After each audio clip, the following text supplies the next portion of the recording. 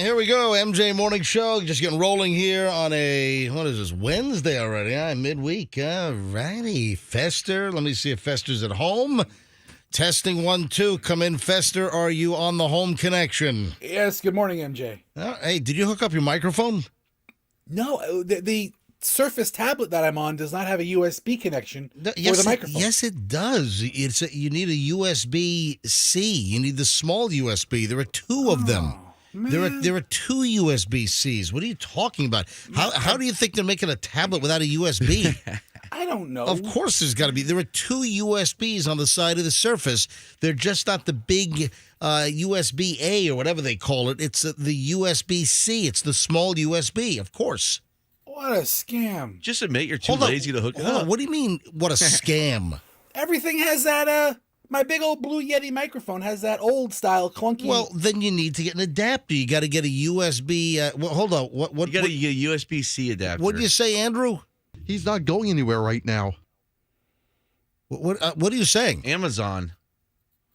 Well, okay, Andrew's right. I haven't left the house in like 2 weeks. Amazon. You go on Amazon and you look for a USB-A to a USB-C adapter. That's it. Anyway, folks, Fester's at home because of the myasthenia gravis. However, Fester and I spoke last night, and it looks like Fester, well, first of all, you got to fix the dead battery in your car. Oh. But Fester is shooting for, what, Monday? Yeah, I think I'm going to start trying to drive tomorrow, and if I don't hit anything, I should be good to go to the radio station. You're going to start, well, hang on. Are your driving skills affected by, because your muscle weakness, are you able to turn the steering wheel in the car?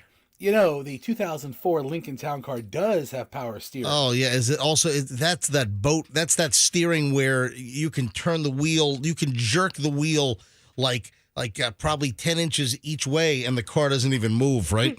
So when I first started getting this myasthenia gravis, it wasn't so much muscle weakness as much as it was light sensitivity. Oh, yeah. So also, what about your drooping eyes? Would that conflict with you being able to see down the road? So that my left eye, when it would be compromised, I would get double vision. So I carry an eye patch in my car. Yar! So it's like Gasparilla every day for Fester. Yar! Have you ever driven with an eye patch on? No, I have not. It changes your depth of perception and what left to right is. Right. Yeah, because you lose peripheral vision. Right. So until you acclimate to it, you don't. I hit more curbs. I hit shopping carts. I hit medians. Yeah.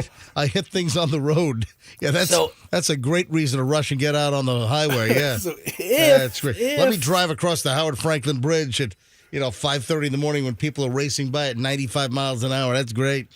So I mean, I still have a little way to go. I mean, this is when I knew this was coming back. I gave myself a month, 6 weeks, and I think next week will be a month that I first started feeling symptoms. Hey, Froggy, what are you scrolling through? The first seconds of the show, you're just scrolling and scrolling and scrolling. And what are you doing on your phone over there? What are you looking at? I'm looking at email, if you must know. Yeah, so how about... I'm just listening to you yak about. Yes. All righty. Hey, Roxanne, welcome. Glad you could join us this morning. I'm here, too. I'm just listening to you guys yak about. You walked in when we were already starting the show. Who texted you this morning and said I was driving through patchy fog in West Chase? Hold on. You were driving through patchy fog again? Yes. I had zero. What is going on? This is strange. All right. Folks, did I say this is the MJ Morning Show? Anyway, hey, hi, everybody. Again, no fog in my neighborhood. I'm in South Tampa. Consider yourself lucky. I got onto Kennedy Boulevard. I got onto 275 South, and there's no fog. Zero fog. And I'll tell you what I did notice, though, when the sun started to come up here, and also right here, did you notice any fog in our office park? Nothing. No, it's just fog by my house. No fog here in St. Petersburg, but I guess if there's fog at your house, there's fog around other spots like there was yesterday. But here's the odd thing. On the way home yesterday in the 10 o'clock hour when I was going across the Howard Franklin Bridge, visibility was pretty good going northbound. It was fine. It was nice out, but there were like like wisps of assorted clouds that were just floating across. And then I got into my neighborhood, and it was sunny. I got into my neighborhood yesterday, again in South Tampa, in the West Shore area. And as I'm driving through my neighborhood, this is like 10:20, 10:25, there were like just chunks of fog clouds that were just rolling across, just like all by themselves, like just marshmallows floating across. That is called Patchy. Yes, thank you. Yes, Patchy fog. Patchy fog. So I would imagine we're going to have, a repeat today like we had yesterday. And I noticed here in St. Pete near 4th and Gandy that when the sun started coming up, that we started to have fog in the office park. So I don't know why it's like not in certain areas, but it's in other. I don't know how that crap works. Ask Mother Nature. Yeah. It's patchy. Thank you. All right, Festus, stop with the patchy. Right. That's what the answer is. It moves. The wind moves it. It's I patchy. get, your eyesight is patchy as well, right? It's like my beard. Yeah. Like your beard. Your beard. The beard is patchy. Hey, I've got a big concern. Me too. Yes. This studio still, but we can talk about that later. What's your big concern? Well, it's the doll. Yeah, me too. Yeah, it's the doll. We had something really creepy and crazy develop yesterday. And if you're a 6 o'clock hour listener, if you're an early listener here on the MJ Morning Show, we had a problem with the large child's doll. I mean, 3 feet tall. We had an issue with the doll yesterday, which we're pairing up with Shorty Shane as his new girlfriend to shoot some great street videos with. And, well, we had a problem with the doll and the hair falling off in clumps and the powder. The potential carcinogens. Well, in the air. that's the concern. All right, hold on to that thought because we need to run tests. All Yeah, right? do you hear my voice? That's from the doll. You think it's from the doll? Yes. Oh my God, you're possessed. All right, God. my voice is okay, but I did experience. Now, I don't know if it's psychosomatic, though. I don't know if what I experienced yesterday was just in my head or. Hang on, I'll explain next. Folks, are we dealing with an evil possessed doll that is going to be a massive health problem for all of us here in the studio? What unfolded yesterday was creepy beyond belief. Now, if you didn't see the videos, if you didn't see the image, all right, we'll fill you in and I'll tell you all about my health concerns. And Roxanne, we need to discuss this. And I actually did something late in the afternoon yesterday. I was not here. I was at home. But I made a phone call to the studio yesterday, and I had something done, and I'll explain. And we need to pursue this. We need to follow up. I'm going to need some listener help on this, and we're going to explain next. All right, don't move. It's the evil haunted doll, which could be the downfall of all of us in here. All right, hang on. 6:09. Traffic's on. Here's Pat. We're back in a minute. We'll explain it.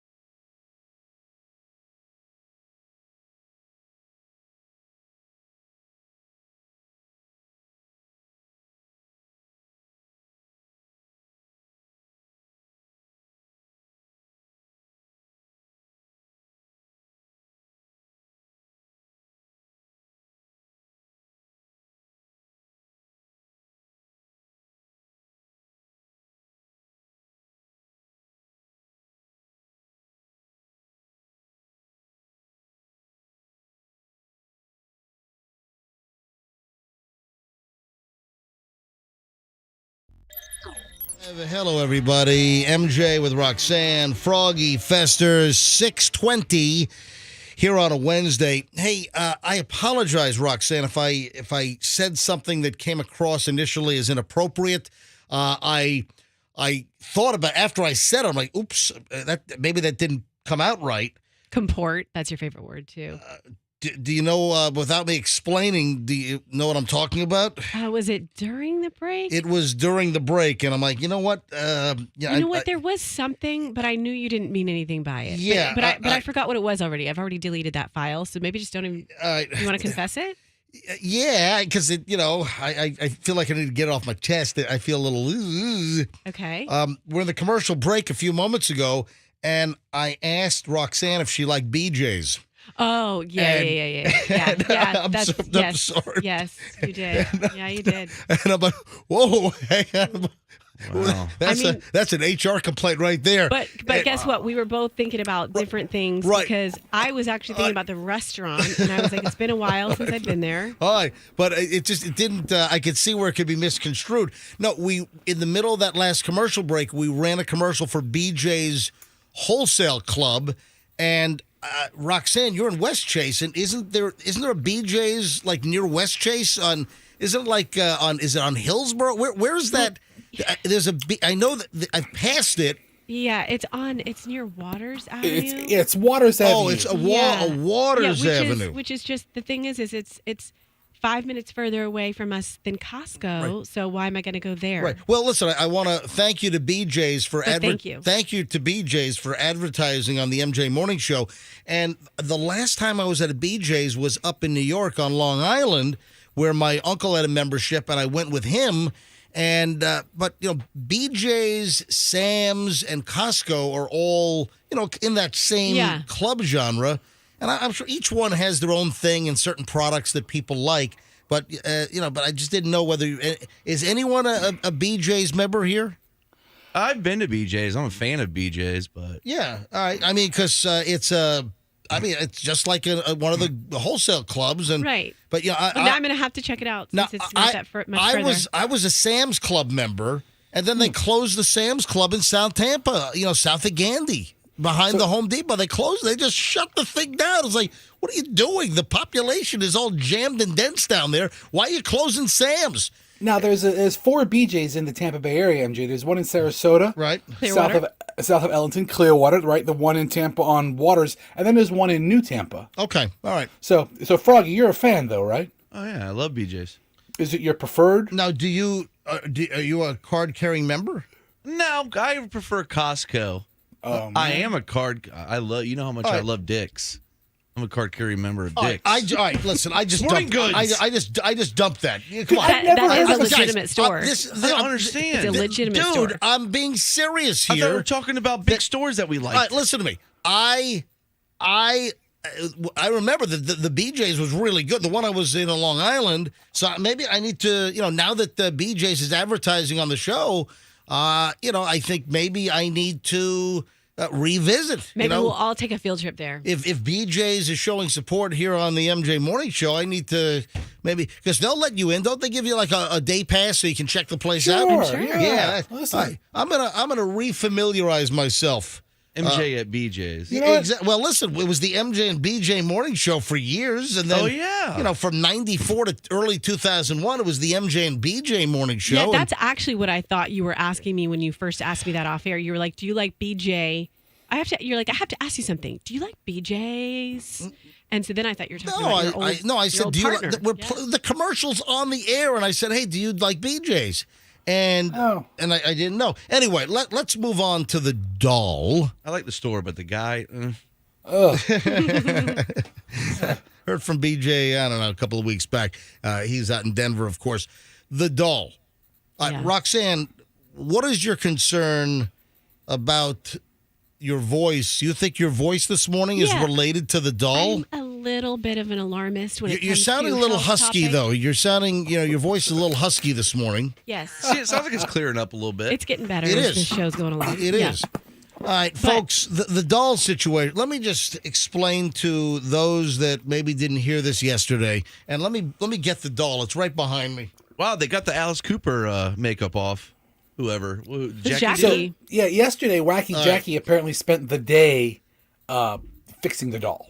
Andrew, is the doll in frame here? Can you see the whole The thing? face is not in frame. All right, hang on a Oh, minute. she's got a cigarette. There you go. Yeah, she's holding a cigarette now.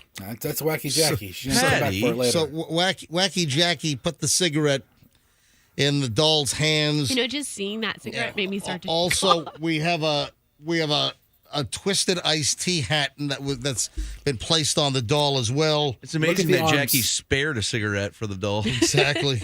She's like, I'm coming back for this later. Yeah, I'm concerned because whenever I leave the building, she's out there smoking. I'm She's been concerned. smoking for 37 years yesterday. Oh, that's right. She Fresh did air. say that.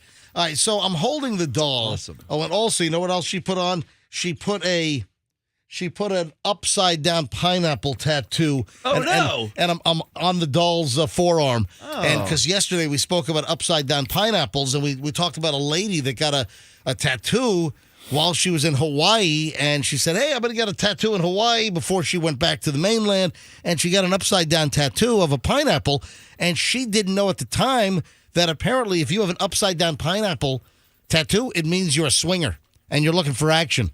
And the lady didn't find this out until she got back to the mainland, and people were like hitting on her, I guess. So I'm holding this doll. It's, what is it? Is it like Patty Playtime or whatever? Yeah. Playtime Patty? Patty Playpal. Oh, I'm sorry, PayPal. I always forget. It's PayPal. Patty PayPal. Yes, send me money via PayPal or Venmo, or I've got, what's the other one? Venmo. Zelle. There you go.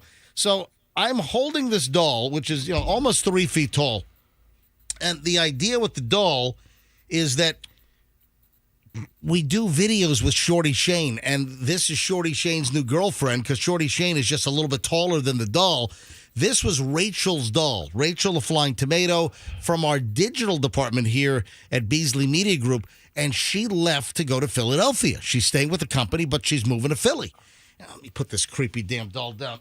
And she brought the doll in thinking that it was a very valuable doll because this, it just fell over on her face. That's not good. All right, so the doll was made originally back in the 1950s and early 60s by Ideal, the toy company. And if you have an original one, they're worth a lot of money. They're worth like $900 on eBay. She brings it in thinking she's got a windfall and she's going to make a fortune on this thing. She opens up the box, and I'm like, that's not old. That's like brand new. Because the bag that it was in had the whole suffocation hazard, the big box warning on it. All right, it wasn't brand new. It's 40 years old. It's old, but it's not an antique. I don't think it's that old. I think this is a I think it's from the 80s or 90s. I think it's from the 90s because I did do some research and they did bring this thing back, or somebody knocked it off in the 90s. So the doll the box has like a UPS shipping label that looks fairly modern. It's like it's from the 90s that her mom got or something. And so the deal is the doll is a creepy looking thing. I just held it up on MJTV. The doll is pictured right next to Shorty Shane in our hallway, and I took that picture yesterday. That's up on my Instagram. If you want to see Shorty Shane right next to the doll, go to my Instagram is Certified MJ Radio. Certified MJ Radio, and give me a follow while you're there. The problem is we unpacked the doll yesterday after she left it with us. She left for Philadelphia. I'm like, listen, I want to use this doll with a, Shorty Shane bit. And we take the doll out, and the hair on the doll starts disintegrating in our hands. I first knew something was amiss, that things had gone awry, because they had her hair in the box in like a hairnet to keep it together. And I'm taking the hairnet off, and clumps of hair are coming off in my hand. Oh, look, Roxanne's coughing right now. Yeah, for real. The clumps of hair are coming off in my hand, and then I pull on her hair, which is like down the middle of her back, and the whole chunk of hair comes off of my hand. But it's not just the hair. There's powder. There's this nasty dust, this brown hair dust that's suddenly a cloud in the room. I'm like, oh my God, this is not good. This is like this is like I'm Indiana Jones and I'm in some kind of a secret treasure cave, and I touch something and all kinds of 5,000-year-old evil funk starts floating all around. That's what it's like. It is. That's a good description. Yeah, it's like 5,000-year-old evil funk. Uh-huh. So all yesterday during the show, we all felt like we, inhaled asbestos on like a World War II ship. And, I'm like, oh, my God, those mesothelioma commercials that we see on TV all the time. I'm like, is this going to apply? Anyway, the concern is that we breathed in some kind of toxic carcinogen. Yeah, that's a concern. And we don't know what the hell we brought in. I'm sure this damn doll was made in China. Could you stop saying we? What do you mean? Well, I didn't bring that doll in. well, collectively as a group, Roxanne, you're as guilty as anyone. Yeah. What are you talking about? All right, so, Roxanne, your voice, when you first walked in this morning, you were like, you sounded like Large Marge or something. And you said you blame the doll. I do. All right, let me tell you. It's back. Let me tell you what we need to do. Here's what happened. So we threw everything away. Andrew, our producer, was very good in getting the dustpan and the broom to clean up all the mess in here, and we did a pretty good job. And we threw everything in the trash can. Well, yesterday afternoon, I'm like, oh my God, we really need to test this. We need to get the hair particles to a lab. But I have to tell you, it's not the hair. Well, I'm worried about the hair. I'm definitely worried about the hair. But the way that the dust that was part of the hair. That's the hair. That's the hair. That's what we're talking about. Or is it glue? No, is it some reaction with the glue that they used to glue the hair? It's the hair that disintegrated and turned into dust. No, the dust is the hair. Yeah. Froggy's right. It's like really, really, it's almost tinders, dried out completely. It's like moon dust. It's like silt. Yes. It's the crazy silt. The concern is that this hair disintegrated. We're in this tiny little box. Those dumbasses at CBS Radio built the dumbest, stupidest, idiots, smallest, dumbest, stupidest studios. Dummies. And we're in a little tiny box here. And, the dust from the hair that disintegrated, we're concerned. Did we breathe in carcinogens? Yeah. Because I don't know whether this is psychosomatic, but also I had like a taste in my mouth. It felt like, when you breathe in and it almost sounds like, not sounds like, when you breathe in through your mouth, and sometimes it feels like maybe you've been like gargling lighter fluid. You know that feel? You know what I'm talking? It's all like, the time. you know that feel? Yeah. It's like it felt weird to me yesterday. I'm like, what changed? Well, we had an evil doll disintegrate in our faces yesterday, and we breathed this crap in. So that's my concern. So Sue, my afternoon show producer, I do my afternoon show from my home studio, but the whole crew is here at Master Control. I sent Sue down to the trash can to collect samples and put it in a plastic bag. Okay. Are you now serious? Because because the cleaning crew, they come in I can't believe late at night and they clean all the trash and then it would be gone. So I had Sue, and I'm holding up, I got the bag here. I had Sue come in and save some of the hair, put it in a bag, because we need to run tests on this hair. We need, seriously. I don't want to know. If there is a lab, if anyone works at a lab and you're listening to the MJ Morning Show right now, and if you work at a lab that can test this hair that we breathed in after it disintegrated from this doll from the 1990s, if you can run tests on this hair, we need to know if this has all kinds of... Listen. I don't want to know. What are we going to do if it does? Listen, crap made in China has all kinds of nasty chemicals, like now. Can you imagine when it was like totally unregulated, maybe back in the 80s and 90s? Yeah, when there are less lawsuits. Exactly. So the question is, we need this hair tested to find out what is in it. If you work in a lab, please call us. If you're able to test something for chemicals to find out what the hell is in this hair that disintegrated that we breathe, we need your help. So 800-990-1047, 800-990-1047. Call us right away. I don't even know if this doll business is in, if they're still a current entity. I don't know if they're still in business, this doll company. If we can even go after them. Anyway, hold on to that thought. I'm sure this will come up later on during the show. I'll need to explain this probably to our later listeners, closer to 8 o'clock. So that's coming up in a minute. I did a liver cleanse and a lung cleanse. So all right, hold on to that thought. We'll talk about this later on. All right, early morons in the news are next. So don't move. We're back in a minute on the MJ Morning Show here on Q105. Oh, you know what?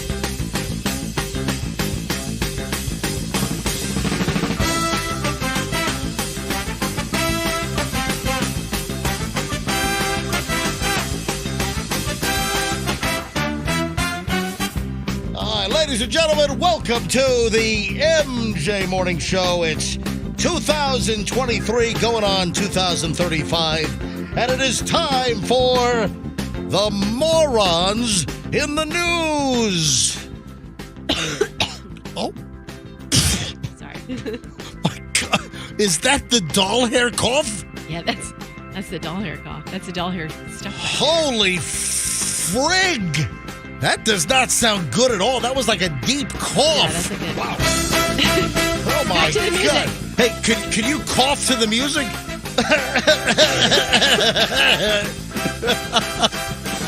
Oh my Great. God.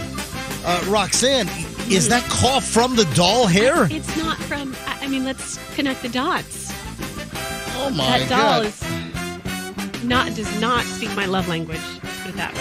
Wow, that's crazy. Hey, Fester, contamination. you with us, Fester? I am. Did you hear that cough? Roxanne, that was guttural. right. That It's- did not sound it's good at all. My body trying to rid itself of doll hair. Hey, Fester, your connection's getting all bubbly again. You might want to disconnect and reconnect. All right, I'll be back in a second. Yeah, it's all. It sounds like you're underwater. Yeah, Fester's still at home recovering from his myasthenia gravis. I got a great big pile of morons in the news here. First, I've got a story about a girl breathing in aerosol, and it was not good. Like huffing it. Well, I'll get to that in a second because now we're all concerned about breathing in that doll hair mung stuff. First of all, I would like to address a listener-submitted item.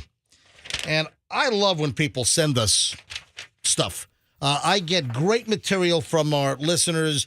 I encourage our listeners, send me stuff. I get stuff every day at my private email, mj@mjmorningshow.com. So if you need to communicate with me, you got a hot tip, you got gossip, you got something we need to investigate, something we need to talk about, you found a great story, perfect morons in the news story, or any other material, email me, mj@mjmorningshow.com. So I'm going through the email, and I get, hey, MJ, love the show, listen every morning, da, da, da. Hey, check this out. And they send me a link to a story from the Daily Mail. I'm like, oh, man, look at this. Headline, man with 80-pound scrotum has 14-hour surgery to remove the giant mass. Oh. And now he can resume relations with his wife after 7 years of abstinence. Then there's video of the guy, and he's walking down the street, and it's like he's dragging A beanbag? like a beanbag No, chair. It's not a bean bag. It was like he was dragging a beanbag chair. I'm serious. This thing was crazy. And I'm like, you know what? I think this story sounds familiar. And then I look at the date on the story, and it was published on October 6, 2015. Oh, what the? Oh, It's a nice effort. That thing's already grown back. I'm like, wait a minute. This is 8 years ago. This story's from. And I had Andrew go back to the link on the story to see if he could pull some audio off the video because there's a video on the story. So Andrew pulls this audio. Listen to this. A picturesque landscape of rustic barns and rolling cornfields. Home to Dan Morer and his wife, Mindy. For 10 years, this loving couple has been happily married. But something unusual has grown between them. Ew. An 80-pound scrotum. Oh, my God. That is unfortunate. wow. It's got that whole, that TLC. Yeah. It's got that A&E kind of narrator sound. An 80-pound scrotum. If it wasn't a true story, it would sound like a joke. Oh, my God. It's Yeah, the scrotum's gotten away. All right, so, hey, listener, and I threw the email away. Thank you for sending me the link, even though the story's from 2015. It did give me a laugh when the announcers, the narrator is talking about something growing between them. An 80-pound scrotum. I was thinking our next intern on the show ought to be named Scrotum. What do you think? How about 80 pounds? Yeah. He's really skinny. Anyway, old story, but still, I guess worth the time to play that audio bite. I would imagine. All right, on with the early morons in the news, and we got a lot of stuff today. How about this one? A 6-year-old boy used dad's phone to order $1,000 worth of food from Grubhub. Yeah, one meal at a time, or Well, listen, Fester, you let your little 5-6-year-old kid play with your phone all the time. You have all kinds. Your phone is all jammed up with all kinds of apps, and you complain about your phone all munged up and running slow because you put. How many games have you put on your phone to entertain your 6-year-old kid, Hudson? 200 of them. Yeah, you got a ton of things on there, And yourself. yeah, and Myself. yeah, Fester plays a couple things as well. But I would imagine this is something similar. In that the father lets the kid use the phone, and the kid ends up using the phone and orders $1,000 worth of food on Grubhub. Yeah, somehow he managed to buy 5 orders of jumbo shrimp, yum. salads. How do you say this? Shawarma. Shawarma. It's a Lebanese. Is it Lebanese? Lebanese. Ew. It's like beef shawarma. It's the preparation. Isn't that like the shwami? You go see the shwami with the shawarma? No, Is that it? no. Then you've got chicken pita sandwiches, chili cheese fries, ice cream, grape leaves, and rice. The 6-year-old kid, according to Michigan Live, this happened up in Chesterfield Township, Michigan. Folks, this is not only a Morons in the News story. This is like a public service announcement. You got to be careful. If you got all these apps, you got Venmo, you got Zelle on there. What if you give your kid your phone to play with to play a game, and they end up sending like thousands of dollars to people you don't know? You got to be careful out there. And Fester, heads up, I'm telling you right now. So it all happened on January 28th, so just a few days ago. It happened on the 28th when Dad Keith Stonehouse was home alone with Mason while Mom Kristen was out at the movies. And Stonehouse said he let Mason use his phone to play games for 30 minutes before going to bed. Instead of playing games, Mason opened up a food delivery app, the Grubhub app, and starts firing off orders from all these different restaurants. $1,000 worth of food. It wasn't until Stonehouse was putting Mason to bed the first food started getting delivered to his door. Would the kid think it was a game, or was he just? I don't get it. Oh man, Daddy has this new food ordering game. It's super fun. Yeah. But I bet it's unusual. I mean, to have that amount of money spent on it. But my child has already ordered Amazon stuff without me knowing. See, look at this. See, look at Roxanne is a perfect At 5. example. 5-year-old. Why are you letting the kid touch your phone? Yeah. This happened a while ago, like when she just turned 5, and something showed up at the house, and I knew I didn't order it. What did it? What was it? It was a dress or something. It was. She ordered a dress. Yeah, it's like a Disney. It was some kind of, princess dress. Oh, it was like for her. It was her size. Oh yeah. Oh, it was wow. for her. Anyway, this guy tried to cancel the orders, but couldn't get a hold of Grubhub. Couldn't cancel the orders. So much food was delivered that a $439 charge from Happy's Pizza was actually declined by his bank, Chase. How many pizzas did he order? Like 50? My God. I mean, Anyway. eventually they caught on to it. No, they didn't. He had $1,000 worth of food, and they didn't catch on to it. No. All the foods all showed up. Did the bank shut his card off, or well- did he just run out of money in his account? Well, one of the orders, it might have been $1,400 worth because $439 was declined. So, but $1,000 worth of food was ordered because he let his 6-year-old kid play with his phone. All right, 6:52 at the MJ Morning Show. That's just a taste. It's a little taste of the Grubhub morons in the news here. Is there more Grubhub morons? No. There's additional morons next. Don't move. We're back in a minute.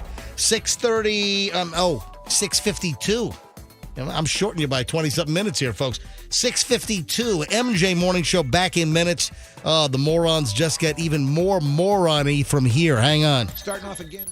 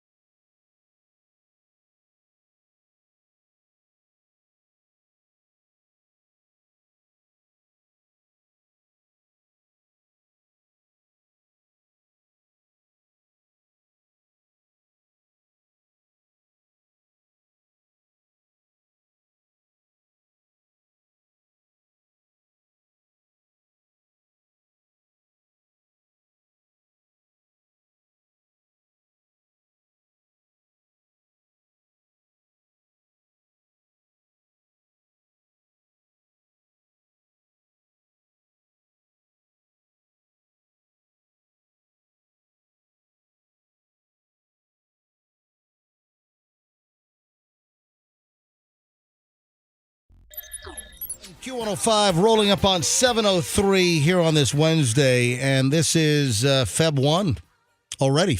Now, if we go to the M-W Talking Dictionary, can you do this quickly before we get back into the idiot moron stories here? Do me a favor, Froggy, come over here. Let me click on. I want Firefox. Let me click on Firefox, and do me a favor. Type in M-W. Type in m-w.com. Now, I say February, but some people say February, and it is spelled February. It's February. The R is silent, I'm pretty sure. Well, I think man, you're getting husky sounding over there. Yeah, I was smoking during the break. So that's probably why. No, you're coughing. I know. And then I'm starting to cough. I don't know if I'm just having a sympathetic cough. Thank you. We need to just stop. We need to stop thinking about it. Or if this is the doll, it could be the doll hair that we. My voice is sort of giving. Hang on a sec, Froggy. I can turn that. Hang on, Froggy's on Fester's mic. My voice is normal. Okay, so listen, guys, what's happening is all the dust has settled from yesterday. Yeah. Nobody really cleaned it up. Now you guys are back in there and you're kicking it all back up again. Oh, do you want to hear this? Again, we'll address the doll hair situation. And again, we've got a sample of the hair. We need a lab to run tests. We'll get into this later on. First of all, before I get to the morons, part 2, I think there are 2 ways to pronounce February, because I say February. I don't say February. All right, hit number 1 over there on the Talking Dictionary. Hit it. Go ahead. I'm hitting it. Oh, hang on. I got the wrong button up. All right, hit it again. Go. February. Yeah, see, that's the way I say February. That's normal. I hit it again. February. Yeah, February. So February, no Febru. Hit the second one. February. See? So according to M-W, both are correct. February and February. What's Gregorian? Well, That's the Gregorian calendar. It's Gregorian. What does that mean? It's February. Who's Greg? So who is this Greg? He invented the calendar? The definition of February is the second month of the Gregorian calendar. As opposed to what calendar? Aztecian? No, the Michael calendar. Oh, that's mine. Yeah, exactly. Versus the Greg calendar. So, all right, continuing with the morons. Well, I do want to just say that I have a February birthday, and so I've been saying February my whole life. When's your birthday? Could you please tell us? Yeah, February 27th. And so I know the right way to say it. February. Yes. Yeah, I don't use, but some people do say February. But both, according to the M-W Merriam-Webster Talking Dictionary, both are actually correct. All right, continuing with the morons in the news. Are you guys ready to play? Here we go. America's favorite game show. Wheel of Fugitives. Yeah. Hang on. I need to add some reverb. Wheel of Fugitives.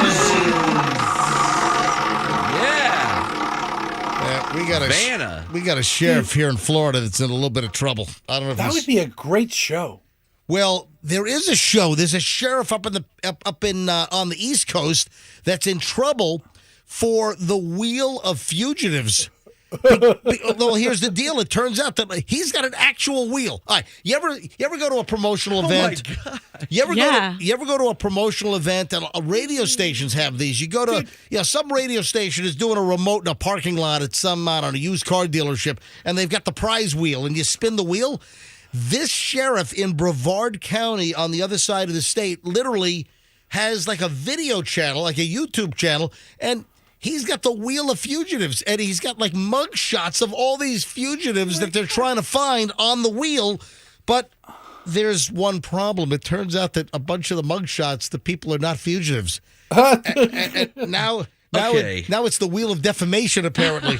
Didn't the sheriff on Bernie do the same exact thing? Didn't he have a wheel that he would spin? Wait a minute, on Bernie? Remember Bernie the movie?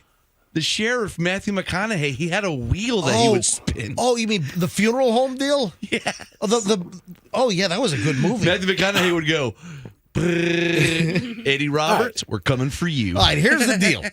And this is a problem. A man has filed a defamation lawsuit against a Florida sheriff who posts weekly Wheel of Fugitive videos on social media saying It's great. he wasn't a fugitive when his name and image appeared several times in 2021 in the sheriff's posts inspired by the long-running TV show Wheel of Fortune. Did you imagine your face is on it? You're like, what the hell? It lands on you. They spin the What wheel. did I do? It lands on you. All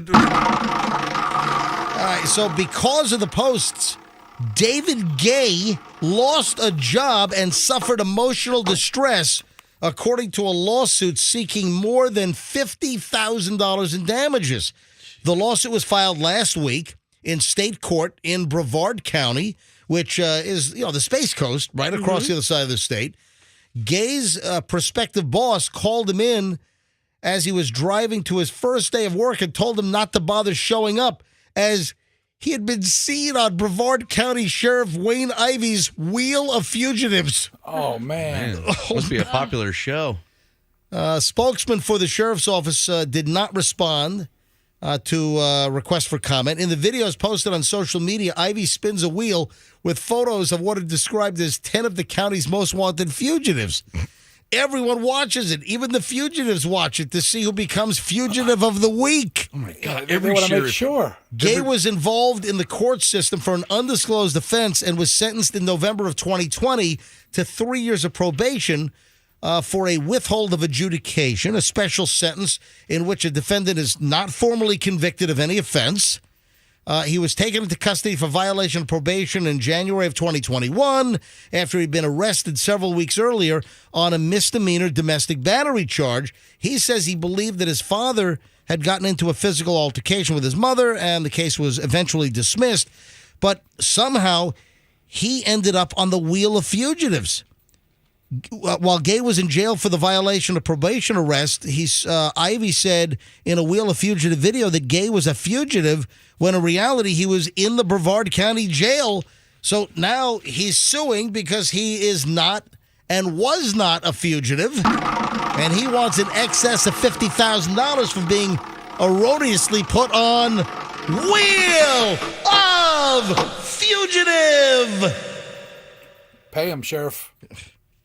This could be problematic. You got to make sure that the pictures you have on your spinning wheel of fugitives, you got to make sure they're really all fugitives. Yeah. How does Grady Judd not do this? How about Seriously. wheel of child molesters? Can you imagine? Can you imagine like wheel of sex offenders? I can think of a couple faces. If they have the wrong, what if they accidentally put like some guy that just didn't pay for like a parking ticket and he ends up on the wheel of sex offenders? Oh my gosh. The wheel of child touchers. Wheel of pedo. Are sheriffs Oh, becoming that's entertainers? what do you say? Wheel of pedo? Yeah, or maybe like pedo epardy. Yeah. Oh, Jeopardy? God, that's horrific. Fester just asked a good question. No, are sheriffs becoming entertainers? Listen, there are some. Yeah. Listen, to get the point across, and listen, there are sheriffs across the country that are very, very media savvy and media active, and they educate their communities as to what they're doing and what crimes are being committed. And I think however you can educate people as to what you're doing as a law enforcement organization, I think that you do it tastefully, you get the word out, and I think the communication with your citizens is the best policy. All right, listen to this. As morons in the news continue, the state of Iowa has granted a new license to a Des Moines, Iowa hotel after during the inspection previously, a sex toy was found in a microwave. Dude, you got to warm them up sometimes. Oh, my God. What kind of sex A toy? previously unlicensed Des Moines hotel where inspectors found trash pests, non-working smoke detectors, and a sex toy in the microwave oven of a guest room has been granted a new license. At the Baymont Inn and Suites on 14th Street in Des Moines, Iowa, the owners were cited for 14 regulatory violations, which is a very high number, I guess, in Iowa. At the time, the hotel was even operating without a license, according to the inspector's report. What? He initially refused to grant conditional approval because of uncorrected violations concerning the condition of the guest rooms And the inspector even opens up a microwave in one of the Baymont Suites guest rooms, and there's a sex toy inside. Wow. All right. Roxanne, to answer your question, I do not have the exact type of sex toy that was inside Can imagine. the microwave oven. Well, I mean, that's a broad category. Oh my! A soiled shirt stuffed in an ice bucket. This is a Baymont. You've seen the Baymont Suites. I mean, it's a franchise. It's a chain all over the place. That's unbelievable. Holy crap! And how do you operate a motel without a license? Yeah, what's up with that? How are you even in business as a real, like a branded hotel chain, and you're operating without a license? All right, 7:13 at the MJ Morning Show. All right, that concludes the early edition of the Morons in the News. When we get back, we start the long 1 hour, 20-minute chunk of the MJ Morning Show next, including, we got to talk about recycling coming up. About 7:45. Is recycling a giant racket? And I got to be honest, I'm like a Dudley Do-Right. I'm like a total recycler. All right, that and a whole lot more. I'm just looking through the pile. Oh, we got, who wants to play the $100,000 pyramid with me? Who wants to sit in the winner's circle? My cousin used to host it, John Davidson. All right, hold on. All right, we're going to do this next. Hang on, Froggy. You're going to play. Yes. All right. We are loaded next. Don't move. It's the MJ Morning Show here on Q105. Now,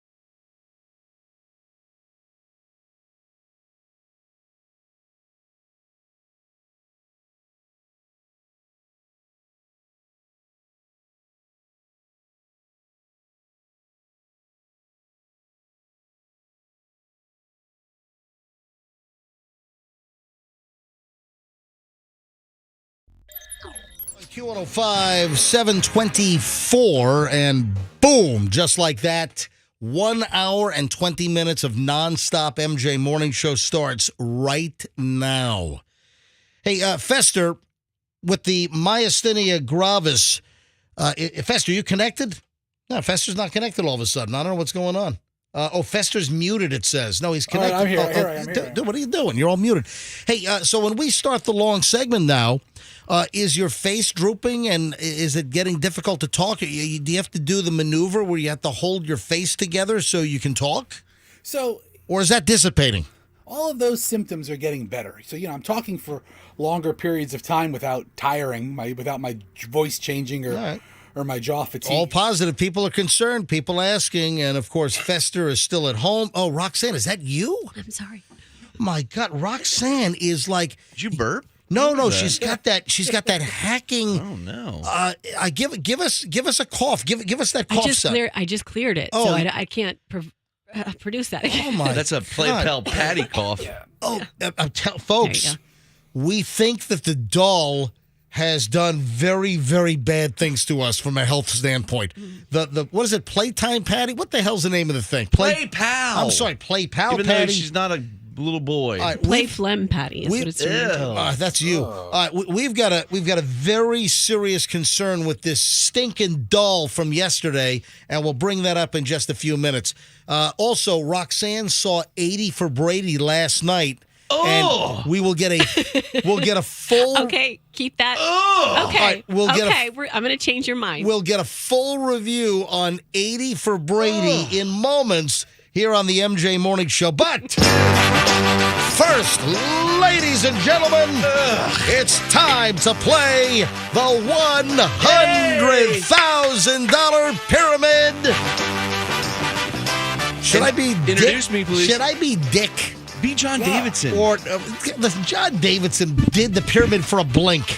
Talking about my family. I know. Listen, believe it or not, Froggy is related to John Davidson. That's where I got my game show host skills. Is he your cousin? Yes. Does he know you're in radio? Yes, of course. Oh, he we talk does? about it all the time. Really? So John Davidson is Froggy's first cousin, second cousin? What is it? It's I like to say first. Yeah. He's living on a boat right now in the Bahamas. Yeah, I'm sure he is. He's the man. And, but of course, the most famous host of the pyramid was Dick. Dick Clark. Dick Clark. So let's do Dick. And then, of You're course, going to do old Dick when he was like, well, hang on a minute. Or the current incarnation of the $100,000 pyramid on ABC is hosted by the guy with the giant gap in his teeth. Michael Strahan. Yes. Michael Strahan, exactly. Welcome to the All right, so, Froggy, you're going to be the contestant on the $100,000 pyramid right now. Cool.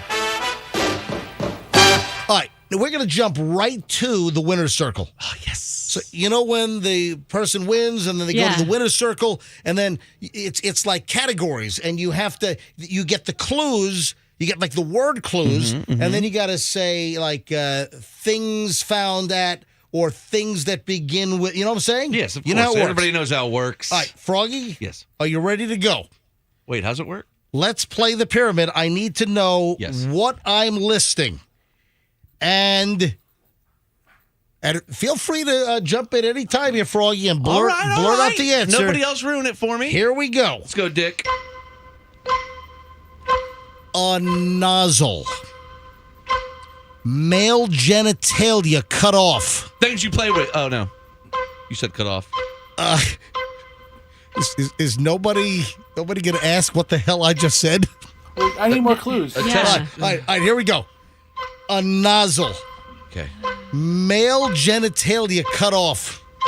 Fuel. Oil. Wait, it's me! Shut up! A pump. Dude, come on! Oh, Come on, what? Come on. Things. Fuel. A nozzle. things in a lawnmower. What? Things? No. Come on. You're not a very good host, Dick. Dude, come on. What is wrong with you? Is anybody else? You're not. This is horrible. Things Keep you going. lubricate. A nozzle. Yes. Things you hold. Fuel. Gas. Oil. A pump. Many pumps. Things you get at Home Depot. No. A sex machine. Male genitalia. Things That's you- been cut off. Things you find at a Wawa. No, well, you're close. Things found at a... A hoagie stand. No. Damn it. Jeez. Things found at Chevron. Well, what? But be more generic. Things found at a... Gas station. Yes! Oh, my God! How long did that take? Where does the genitalia come in? Well, I was... That's the thing. I was wondering when you were going to ask that. That was your really second tough, clue. Dick. I was wondering when you were going to... it would have been very appropriate if Dick Clark had hosted the pyramid with things found at a gas station, including... severed male genitalia. All right, folks, this is nuts. Dick Clark was just a host. I mean, literally. This is crazy. I swear I'm not making this up. You can look this up. It happened in Mobile, Alabama. The Mobile, Alabama Police Department got a call on Monday, on January 31st. I'm sorry, on January 30th. So Monday was the 30th. Mobile, Alabama Police Department got a call that male genitalia was found in a gas station parking lot. I can't even. I don't want to picture that. Witnesses found the human stuff, the human junk, in the parking lot of a gas station on the corner of Navco Road and McVeigh Drive at 6 a.m., according to local news. The Mobile Police Department says they are not investigating the incident as a murder or assault. What? So how the heck would male genitalia end up in the parking lot of a gas station in Mobile, Alabama? Oh my God! You type in penis gas station. Yes. That's the first thing that comes up. Hello? I told you I'm not making this up. Wait, you said it was not the wiener. You said it was... It's the, Everything? Everything. The human, it was a human penis that was found. I thought it was just the... No, dude, just don't say anything else, Froggy. I stopped Just myself. stop yourself. No, the human unit was found in the... What are you smiling at? You find this funny, Roxanne? Are you... Is this humorous? What is this, funny? Funny like a cloud? You amuse you? Hold on, I'm what... just thinking about other stuff. What Just are you, continue. What are you thinking about? It's nervous laughter. I'm sorry. Continue. No, I want to know what just went through your head when I'm talking about a human wang being found at a gas station parking lot in Mobile, Alabama. I'm picturing if my kids are in the car listening to this and the kind of conversations I'm going to have to explain to them later. Stop it. That's real life, Roxanne. That is real life. Right? That's this what is I'm a true thinking story. All right, this is a real story. The Mobile Police Department, somebody found a human, wang, and they're not investigating it as a murder or assault. So what is the answer here? Would you like to know? Yeah. What is Yeah, it? these gas prices are so high. I'd rather cut my junk off than pay $4. Well, no, not quite. The Memphis Police Department, I'm sorry, the Mobile. It's MPD, Mobile Police Department. They believe that the penis belongs to a motorcycle driver who was involved in a fatal accident on the nearby interstate. Oh! So are you telling me that in the accident it got cut off and got flung off the interstate into the gas station parking lot? Maybe it landed on like a car's bumper. Oh my God. All right, police officers responded to a motorcycle crash around 6 a.m. Monday near eastbound I-10 and I-65 and Dauphin Island. I've been there. I've been right in that exact spot. Officers found one of the drivers involved who was deceased. Listen to this, from the Mobile Police Department. The preliminary investigation revealed that the victim was riding his motorcycle southbound on the I-65 ramp to eastbound I-10, lost control of the motorcycle. The rider was thrown from the motorcycle and struck by multiple vehicles, and somehow, I guess, it got cut off and flung into the gas station parking lot. Holy crap! I don't want to say nuts. This is crazy. Can you imagine you're pulling in to fill up your tank and you find a wang in the gas station parking lot? It's a whole different kind of hose you got to pick up. Yeah. There's so many jokes here. I'm trying to think of one. Wow. Okay. But I can't come up with anything good enough for on-air quality. A terrible, terrible story. All right, Roxanne. Roxanne, went to see 80 for Brady last night at a theater near you. Okay, I'm so happy to hear Froggy's response to that. Now, hold on. Froggy, why are you going? Dude. Don't talk about it. Stop. So, the movie 80 for Brady. It officially opens on Friday. I think they did a sneak locally on Saturday during Gasparilla, Right. which that was Saturday. Then there was a media preview last night. There was a media preview last night and a special event thing last night. And then Tom Brady was actually in Los Angeles last night with the cast. At the really? premiere. Yes. Okay, Froggy, I want you to take him to see this. It is Hold movie on. sucks. Hey, what'd you say? The movie sucks. You know nothing about Hold on. it. How do you don't know anything? It's 80 for Brady. Of course it sucks. A bunch of old ladies. No, that's not the Guys. case. That's not the case. How long was it made? 5 years ago? He's playing for the Patriots at the time. Hang on. No. All right.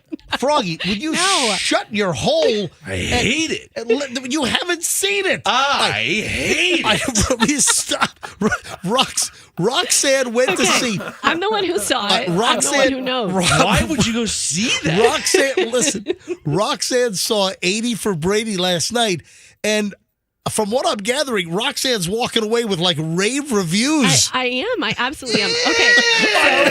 Froggy, What? It was good? Just stop it. my God. Froggy, shut up and let her speak. I'm going to be sick. Okay.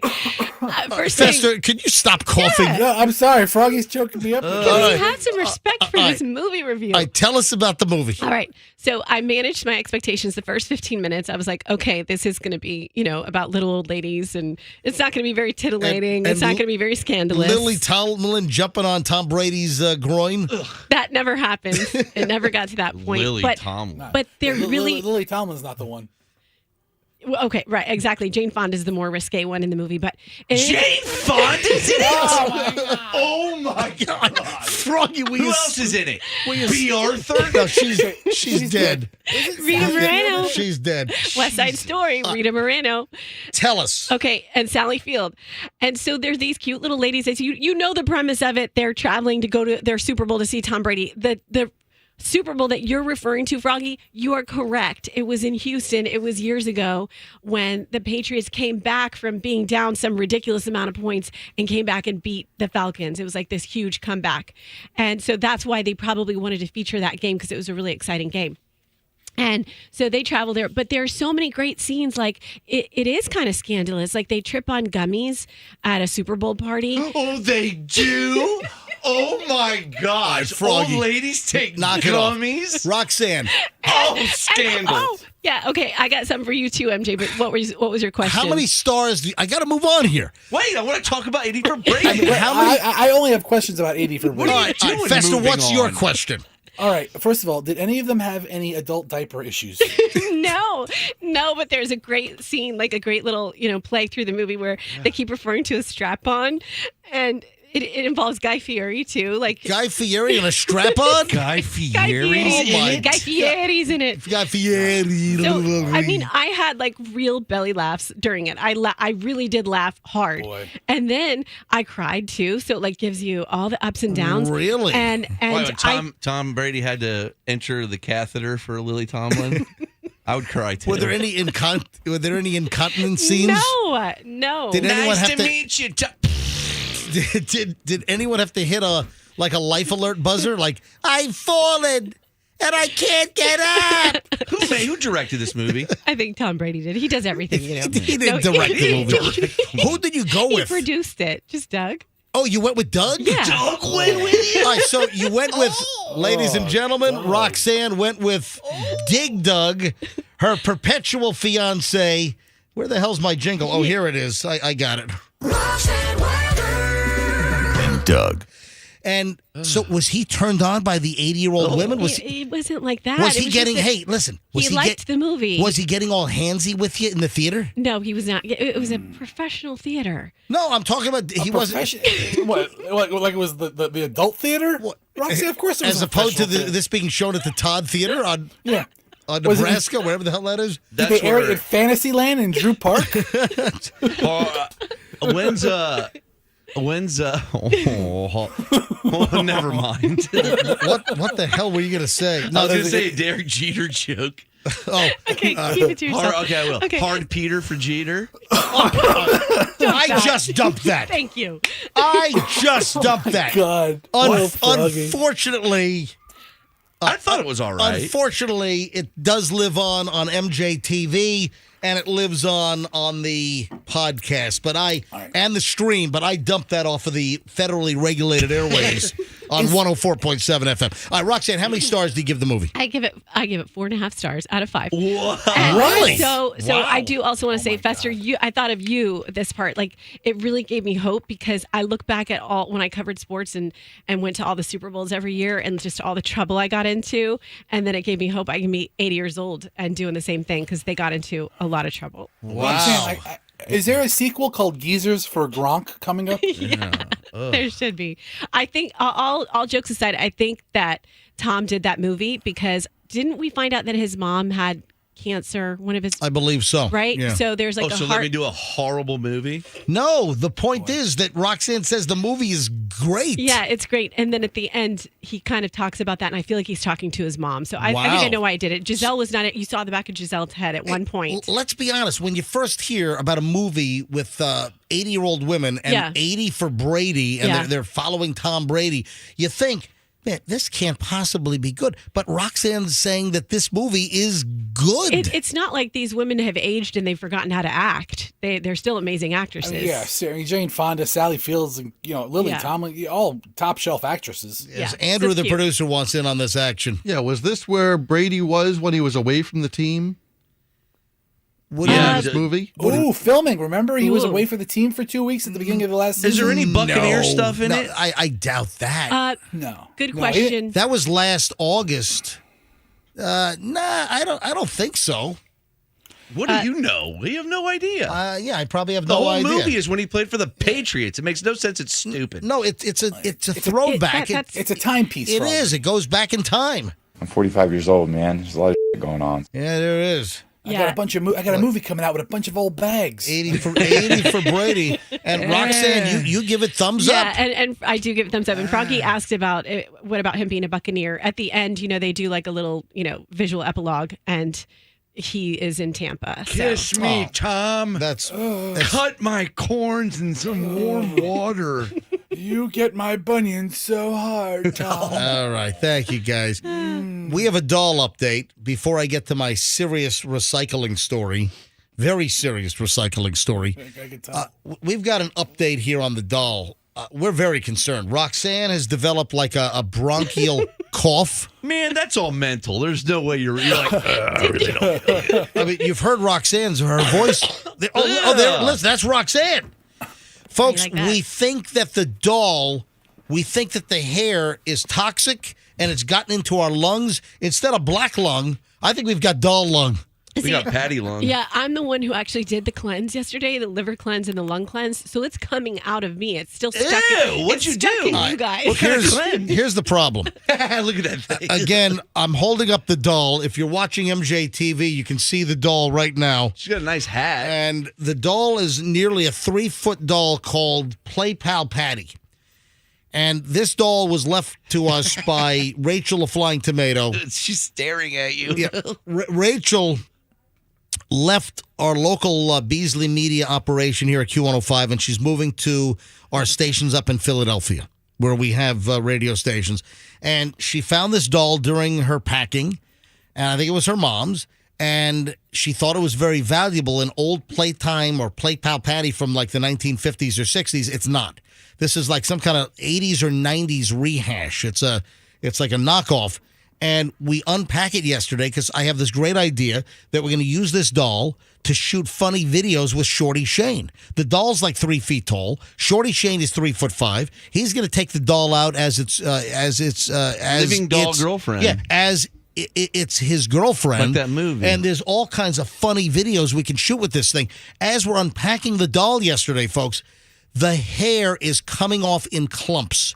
And it is like mystery dust in some kind of like a horror movie, like I don't know, like a mummy movie. Like exactly. You know how in the Mummy, it all disintegrates into like that black fine mist. Yeah. The hair, the like reddish brownish hair, completely disintegrated in our hands yesterday. It came off in clumps. We've got this dust of brown powder like a mummy movie in the studio. We're breathing this in. We're hacking. We're coughing. We're concerned that we inhaled all kinds of carcinogens. We're afraid that this is like deadly. I didn't feel. I felt fine, but I had a little bit of a wheeze yesterday, and I had a little bit of a like that slimy. Like almost like I was gargling with lighter fluid taste in my mouth. I'm like, oh my God, is this the doll? So I'm concerned. We threw it all away yesterday, and then I'm like, oh no, we need to test it. So luckily, my afternoon show producer Sue, she was here. And I sent Sue down to the Q105 studio, and she dug through our trash can in here, and she grabbed a plastic bag. Hang on. And I had a scoop. And you can see this. I'm holding it up to MJTV. I had to scoop some of the hair out of the trash can. Ew, why is that still here? Well, because we need, listen, it could have been thrown away. This is evidence. We need a local lab. If there's anyone that works at a local lab and you test actual items for chemicals, if you're able to test this doll hair to see if we've been exposed to like deadly carcinogens, like we're going to come down with like mesothelioma or something. All right, if you work in a lab, we need you to call us. What is that? What is going on in your house? Is someone vacuuming? No, There's it's a lawn Wednesday. guy. My neighbor's getting his lawn done. God, I don't want to hear this. Oh my God! I can't help it. Sounds like a I can't help Ryobi. it. Fester at home with myasthenia gravis, so that's the home connection. So I need somebody that works at a lab. Do you work for a company that can test this bag of hair? Is anyone listening that can test this bag of doll hair and see? I mean, Roxanne, you're coughing over there. Yeah, I mean, even talking about the doll hair Is anyone able to help us? I need the hair tested. If you work for a lab, 800-990-1047. 800-990-1047. If you work for a lab and you can test this doll hair, because we're fearful that this doll made in China in the 1990s, that it's just loaded probably with arsenic and lead and cadmium, all kinds of heavy metals. I don't know. I mean, we were exposed to this, and we still think that some of the powder is still floating around in the studio. So what's the next step? Say you find out it's deadly. Now what? I don't know. You die? No, I don't want to. Well, it's not like we were in like a coal mine for 30 years breathing this stuff. I mean, it's only like, one show. I got patty lung. I got patty lung. So if you're able to test the hair, if you work at a local lab, we need to know what the hell was in this hair if we ought to be concerned, if we need to go get like chest x-rays or go see like special doctors because we inhaled this thing. If anyone can help us, please, 800-990-1047. 800-990-1047. Oh my God. I just logged on to Facebook, and there's a Patty Play Pal vintage doll group. Oh, with no. 10,000 members. Another collectors group with 2,800 members. All right, Fester, right now, here's what we have people on hold, by the way. Do me a favor. I need you to post on these groups what happened. That we have a doll we think that was a newer one from the 90s. First, you got to join them all. And you got to join the groups and tell them the story that we're a radio morning show. We were given the doll. We open up the box. The hair disintegrates in our hands. And there's powder all over the studio. We've breathed this stuff. Now we're hacking and coughing. Post that in the group and see what they say. Okay. All right, let me go to phones here because I got Troy on the line in Tampa. Hey, before you hit Troy, Yeah. Troy, hang on 1 second, Yeah, please. yes. MJ, I sent you a text from someone who said there's a place we can get it tested at, and he included some, what is it called here? Anyways, I texted it to you. So they're air quality control, air quality all right. environment. That'll locally. probably work. Actually, my eyes are starting to burn. a And little by the bit. way, folks, if you didn't see the video, if you didn't see the doll and the hair coming off in my hair and my hand in clumps, if you didn't see the hair turn to fine, misty brown powder right in front of our faces, if you didn't see the video, it's posted on my Instagram at Certified MJ Radio. That's Certified MJ Radio.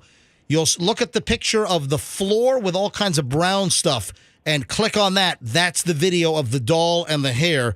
We also posted it on mjmorningshow.com in videos mentioned on the show, so check it out. All right, Troy, thanks for hanging. What can you do for us? I can hook you up, I think. How's that?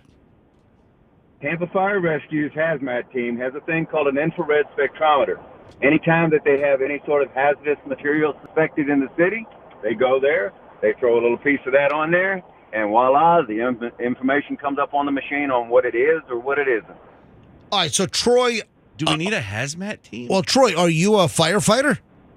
I am a retired firefighter. I was a hazmat technician. I was with Tampa for 30 years. Very cool. And they've got to have better equipment now than when I left in 2013. But Wow. that was state-of-the-art stuff back then, the infrared spectrometer. And we've gone out and found all kinds of unspecified substances and throw it on there, and boom, it'll tell you what it is. All right, And- go ahead.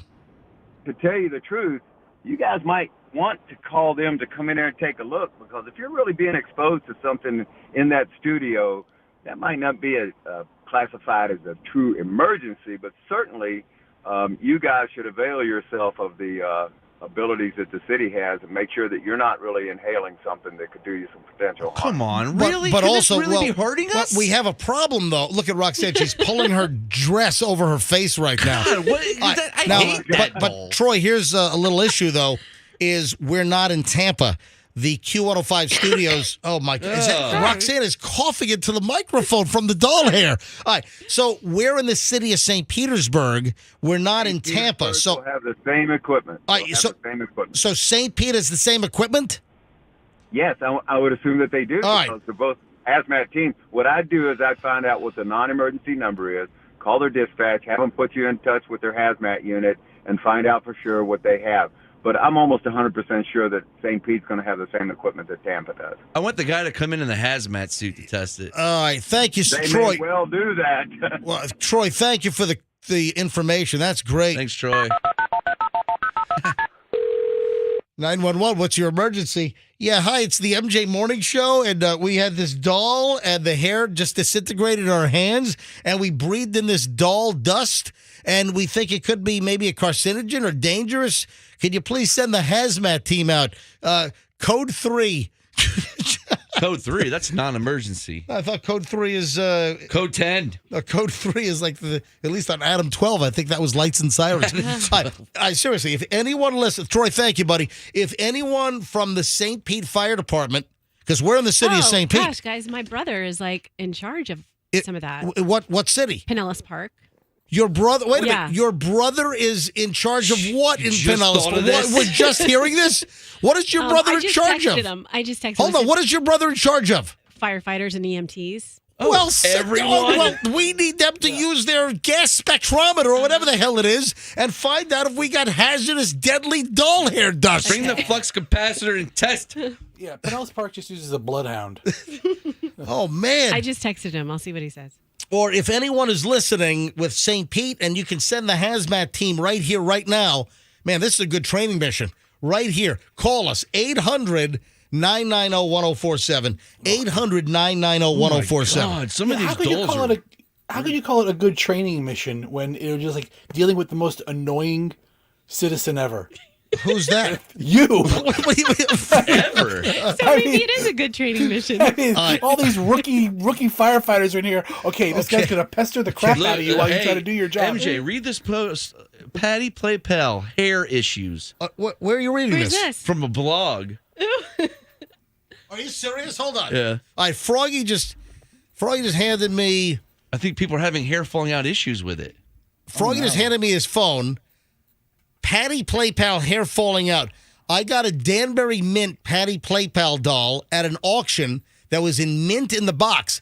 I took her out today, and the hair is falling out if you touch it. Same deal. Yes. Wow, this must be the Danbury Mint. They made these again, I think, in the 90s. And they really saved costs on the hair. You found it. Has anyone had the problem or know why this would happen? Thank you in advance.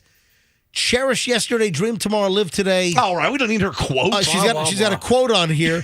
This was posted on September 30th of 2013. Oh my God! The next post, she died from This lung is 10 issues. years ago. She might be deceased from the doll hair. She might be a gunner. Dude, this is an issue. Oh my God, it is an issue. Wait a minute. We got calls are flooding in, and I got to do the recycling story. I got to talk about something really, really serious in just a minute.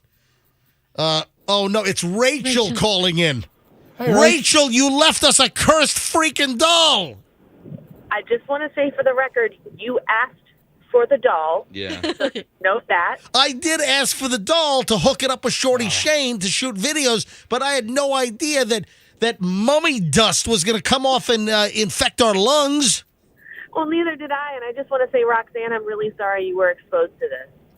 Roxanne's walking out of the studio for some reason, which I have no idea why you're walking out in the middle of the show. I'm trying to get information about hazmat testing. Rachel, thank you for that. I think I have an answer, MJ. I was actually saying, I was like, this has nothing to do with Rachel. This has to do with the manufacturers yesterday. Yeah. Read that. That's an answer to the blog before, and there's some answers in there. Here's an answer. This is from 2014. That's terrible. I've read on various blogs and forums that this happens with the redheads. It's a redhead. She was a redhead. That there's a defect in the manufacturing and the hair falls out. I've seen. Oh no! So it's the dye. It's the dye. It's definitely toxic. Let me read this. I've seen some already re-wigged. There's a re-wigged one on eBay right now. With full seller disclosure, kudos to the seller. This defective thing on a relatively new doll disgusts me because we all have dolls, even original Patty Playpals, with their original 60-year-old wig still going strong. Yeah, There's no excuse for this. My God, this is a whole culture. Did you get a redhead one because you're a redhead, Rachel? My mom might have done that. I don't know. Okay. It's not my doll. Oh my That's right. God! All right. Shorty Shane's doll. It's a manufacturing issue with the redheads. All right, we gotta test this. Yeah, it's like, the red dye 40 that they put in foods that's really bad for you that causes mental disorders. Like red dye number 2. Didn't they take that off the market when I was a kid? Yeah. Didn't they make M&M? Remember, red M&Ms went away like in the late 70s for a while because of red dye number 2. Oh, look at this guy says, yes, it's happening in the Auburn. It's happening to the Auburn patties in the red check dress. That's it. Yes, it's the red check dress. I'm holding it up to MJTV right now. This is it. You got the bunk ass patty. All right. Hey, I got to move along, but hey, Rachel, thanks for calling in. You're welcome. Drive safely, Thanks, Rachel. We miss you. Rachel, killing us. Are you in Philly yet? No, I'm driving through Brunswick, Georgia. Oh, very, very nice. Congratulations. Have a great time. Hey, there's a great barbecue stand, or there was, right off the Brunswick exit at some point. I don't know if they're still there. All right, Rach, thanks for calling in, listening to the program. Oh, my God. My lungs and my eyes burn. Has your brother at Pinellas Park Hazmat called us back yet? I can't believe you didn't think of this. We didn't know your brother ran like some kind of fire deal in Pinellas Park. Yeah. I mean, she's told us before, but it wasn't top of mind. Yeah, I guess not. All right, let me tell you what's top of mind right now, and this could actually generate a ton of phone calls. I want to talk about something relatively serious here. Oh. Well, not that serious. Okay. So, I'm a recycler. Listen, I'm an environmentalist. I love the environment. I love clean air. I love clean water. I'm a scuba diver. I love a clean ocean to dive in. Yes. So I'm very concerned with the environment, right? I'm a recycler. Oh, yeah. And we've got the big city of Tampa green recycling bin. Michelle even bought a little recycling pail for inside the pantry. So she bought one of those little green with the little recycling arrows going in a circle, right? And it's like a standard, like an office waste paper basket, but it's green. And we put all our bottles, our sparkling water bottles or wine bottles in the plastic from the blueberry containers. I recycle. And, Michelle, she throws everything in the regular trash. I go behind Michelle and I dig out the recyclable stuff, like little cardboard things from her little little bread dealies, and I'll put them in the recycling bin. And I care about it. And I wheel the damn thing down to the curb every Tuesday. But there's a concern, and this is not new to me. I've heard this over the years, is how much of what we put in the recycling bin is actually getting recycled versus just ending up in a landfill anyway. And the reason why I'm bringing this up... Man, if that's true, I'm going to be pissed. Well, I've heard things for years. This is not new to me. I'm not like some Johnny-come-lately that just got clunked over the head with a coconut and had some kind of an awakening over here. I've heard this for a while, that it is remarkable how much of the stuff that we think is getting recycled is not, and it's just getting buried in a landfill anyway. Hey, Fester, what was our dealings with John Stossel? Do you remember? The midget, right? John was that John Stossel? Yes. Or John that did midget tossing? It's dwarf tossing. Okay, I'm sorry. Remember with Dave the dwarf, we had a whole thing like 15 years ago where they banned dwarf tossing in the state of Florida. And Dave filed a lawsuit because Dave was a dwarf. Dave still is a dwarf. And Dave wanted to be tossed and be hired by bars for the novelty event of dwarf tossing. And then Florida had outlawed it. So Dave filed a lawsuit and hired an attorney and everything saying, hey, he's a dwarf and he wants to be tossed. Anyway, John Stossel from, I think it was 2020 back then. Dave the Dwarf was on 2020. Listen. I drove him out to what's the fancy schmancy hotel where like the president stayed near the airport, the Hyatt, the Dutch Motel, the Hyatt West Shore out there, oh. Where like Armani's used to be, right? And oyster catchers. Yeah, oyster catchers. So behind oyster catchers, they had like a dock and a gazebo. And that's where we did the interview. Little casitas back there. I drove Dave the Dwarf out to that gazebo, and John Stossel's out there with a full 2020 ABC News camera crew. And his dumb mustache. Because John Stossel, he did that little segment called Give Me a Break, right? Give me a break. Give me a break. So he was doing a thing on dwarf tossing. So that was our dealing with John Stossel with Dave the Dwarf years ago, and we were on 2020. And Dave was in John's book. For some reason about the I'm sure he was. Yeah, sure. Dave. Yeah. All right, now John Stossel's written a piece on recycling, and I saw this a couple of days ago, and I'm like, we got to talk about this on the show. And I know this is going to fire up the phones. I know that people are going to call up. Maybe there are people with the various cities' recycling programs that are listening. Maybe there are people in the know. Let me share this. The costly stupidity of the recycling religion. And listen, I'm sucked in, and I don't get sucked into much, but I want to recycle. I want to think I'm doing my part to help the environment. And I think you want to tell people what to do. What? I think you want to be Green Todd around your house and tell Michelle what to recycle. That's Green MJ. Yes, Green All MJ. right, thank you. All right. By the way, her new name for me is I'm the Dick Totter. Hey, that's actually a compliment. How do you totter it? I'll take that nickname. All right, so let me read some of this to you. For decades, we've been told recycle. If we're not using recycled paper, we're cutting down more trees, says Lynn Hoffman, co-president of Eureka Recycling. Recycling paper or cardboard does save trees. Recycling aluminum does save energy, but that's about it. The ugly truth is that many recyclables sent to recycling plants are never recycled. The worst is plastic. Even Greenpeace now says plastic recycling is a dead-end street. Hoffman often trucks it to a landfill. Years ago, science writer John Tierney wrote a New York Times Magazine story, Recycling is Garbage. It set a New York Times record for hate mail. But what he wrote was true. It's even more true today, Tierney tells me. Recycling is an industry that uses increasingly expensive labor to produce materials that are worth less and less. It would be smarter just to dump our garbage in landfills. People think landfills are horrible polluters, but they're not. Regulations, occasionally government regulations, are actually useful. Make sure today's landfills have protective barriers so they don't leak. Eventually, landfills are turned into good things. Ski hills, parks, golf courses. Listen, I know that back when I was a kid in Virginia Beach, we had Mount Trashmore.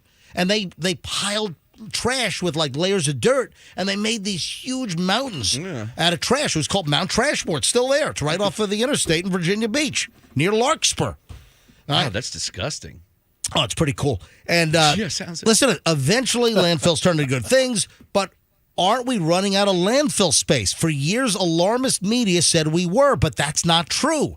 In 1987, the media gave lots of publicity to a garbage barge that traveled thousands of miles trying and failing to find a place to dump its load. But that barge wasn't rejected because there was a lack of room. States turned the barge away after hysterical media suggested it contained infectious waste. The Environmental Protection Agency later found it was normal garbage. Landfills have plenty of room for that. In fact, America has more space than we'll ever need. Sometimes states and businesses even compete to get our garbage. If you think of the United States as a football field, says this Tierney guy, all the garbage that we will generate in the next 1,000 years would fit inside a tiny fraction of the 1-inch line. Really? Putting garbage in landfills is often much cheaper than recycling. My town, this is what Stossel says, would save $340 million a year if it just stopped recycling. But it won't, because people demand it, says Tierney. It's a sacrament of the green religion. The religion's commandments are complex. New York City orders me to place recyclables at the curb between 4 p.m. and midnight, rinse plastic containers, separate paper from plastic, metal from glass. Hey, we did something wrong when we were up in New York and we were in the brownstone on the Upper West Side. We had to put our, when I lived in a building, you know, the porters and they took care of all the trash.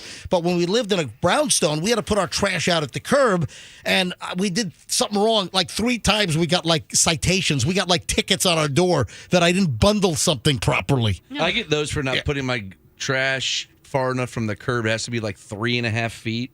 Really? They're like, it was 3 feet. Did you get fined or just a notice? I got a notice. Okay. I got fined. I got like $50 or $100 fines. What? From New York City Sanitation. Yeah. Screw that They place. got like jack wagons driving around in little city cars, like looking for like recycling or garbage problems, and then they give you tickets. Anyway, the point is that the recycling issue, according to the story, John Stossel and this John Tierney guy in his New York Times piece years ago, that recycling is a hoax. It's a scam. And that a lot of the stuff just ends up in the landfill anyway. I want to go to phones on this. Folks, MJ Morning Show listeners, I want an open dialogue here.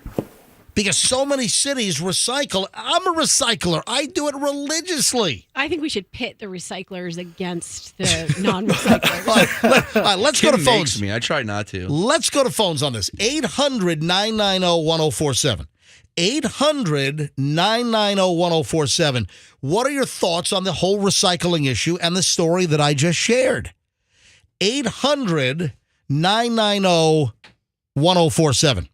We're getting a lot of feedback already on the text line, Right. and someone wants me to ask you, Froggy. John Stossel was slapped by wrestler David Schultz in 1988. Ask Froggy. Sounds about right. He got in his face and said, wrestling's fake, and he says, is this fake? And then he blew out his eardrum. Oh, with that's his hand. right. Yeah. That's a true story. Yes. And Froggy knows all this stuff instantly off the top of his head. Of course. But I want to go to phones on this. Every line is already ringing. And if you're getting a busy signal, when I clear a call, just try to get in. Now, what I would love to do, and I've thought about this before, and well before I'm talking about it now, I've thought about this well before I saw this story from John Stossel that the recycling religion is stupid and it's costly. Stupid. Well, here's the deal. I thought about this years ago, that I would love to see what happens literally to the stuff that I put in the recycling bin. You've always talked about you're sort of skeptical of it. Well, I would love to have like Proof. a secret camera attached to like the can, the bottle, the plastic, water bottle, to see I put it in the bin. The trash recycling truck comes and gets it. Then it gets dumped where? How does it get sorted? Where does it go? And did my bottle, did my can, did my cardboard, did it really get recycled? I really want to know. An experiment. I want to kind of track this. I want to do a documentary. Like they do with great sharks to figure out their mating Exactly. behaviors. I mean, like how they tag like sharks and they can follow the great white up and down. Oh my God, it's in Martha's Vineyard right now. Oh my God, it's off Clearwater Beach. Everybody out of the water. You know. So I would like to track my cardboard Amazon box to see if it really gets recycled. Couldn't you get a... Hey, you're resetting your thing, Fester. You're getting all bubbly again. Garbly. All right, 800-990-1047. 800-990-1047. Let's go to phones. If you have something to add on the whole recycling issue, do you know anything? Is the stuff really getting recycled, or are you a whistleblower? Will you tell us that the crap's ending up in the landfill anyway? Let's go to phones. Let's grab Raleigh. Is in St. Pete. Raleigh, you're on the MJ Morning Show on Q105. Hi. MJ, Fester, everybody, Froggy, Roxanne, how you guys doing? Listen, I am so glad you guys are talking about this. Like 2 weeks ago, maybe a little more, on Fox 13 News, there was a huge story about how the city of Tampa was not recycling for at least 6 months. Hold on. You just broke up. Say that again. I'm glad you're talking about it because at least 2, maybe 3 weeks ago, right, there was a story on Fox 13 News, and they were talking about how Tampa admitted that they were not recycling for at least the last 6 months since, like, I forget what event it was. It was one of the hurricanes or something, or I don't remember. Wait, so the stuff in the green bin getting picked up for recycling was just getting thrown in the regular landfill? Yes. At least for 6 months, they admitted. Oh, my God. I did not see the story. Rox, can you look that up? Yeah, I'll look that up. Look up the story. See if we can find it. Yep, it's there. Wow, Raleigh. Fox 13 News. Thanks for the call, Raleigh. Hey, buddy. Have a good one. Keep spreading that recycle religion. Well, no. Listen, I'm asking the question. And remember, I'm a recycler. I do it religiously. And then I saw the John Stossel story. I'm like, you know what? I've always heard this. And, it just got me thinking that we should talk about this on the show. How much really gets recycled. Thank you. I mean, I can't even keep up with all these texters, Yep. but it's basically like the vein of, I'm in the industry. I know about this. It's all crap. I could do a 5-minute call on this and tell MJ exactly what happens. Well, call him up. Yeah. And do you have the number? Let's call him up. Hey, I'm getting emails of Fester, your thing is bubbling again. I can't keep you on the air. Let me grab Wanda. Wanda, you're on the MJ Morning Show on Q105. Hi. Good morning, everybody. Hey. I was a religious recycler, and I always took everything to the dump in Pasco County. Well, when I was up there with one day, the one guy goes, I don't know why everybody recycles. There's no need for it. They just put everything together and they burn it. It doesn't matter. So you're saying, and I know that some cities will bury trash, some cities will incinerate trash. So you're saying that all the recyclables you dropped off got burned, they didn't get recycled? Right. They got burned in with the cardboard and everything else. They said they put it all together, and it's used for some type of biofuel or something like that. I forget exactly. I don't know why you'd burn it for biofuel, but anyway, Wanda, thanks for the call. Appreciate it. David is in Zephyr Hills. David, you're on the MJ Morning Show. Hi. Hey, MJ, how's it going? Going well. Go ahead. Hey, so I'm not really a recycler, but I have friends that are, and I was actually at the dump one day, like just taking some stuff I had tore down. Right. And a recycle truck actually pulled up not far from me and dumped a whole load of glass in there. And I walked over and asked the guy, I'm like, why is that coming to the dump? And he said that basically the company that recycled glass lost their contract, so they just pick it all up like you put it out, but they just take it to the dump and dump it. Oh, that's crazy. Thank you, David. Appreciate it. Travis is in Lakeland. Hey, Travis, you're on the MJ Morning Show. Hello. Hey, good morning, guys. Morning. Hey, so I used to live in Las Vegas, and they had us, separate out, like the paper and the glass and everything like that. We had, 4 different colored bins that we had to separate everything into. So I was like curious as the same thing, like where is this recycling going, right? So I was watching the trash guy pick up the trash one day, and we set the trash can out next to the recycling bins.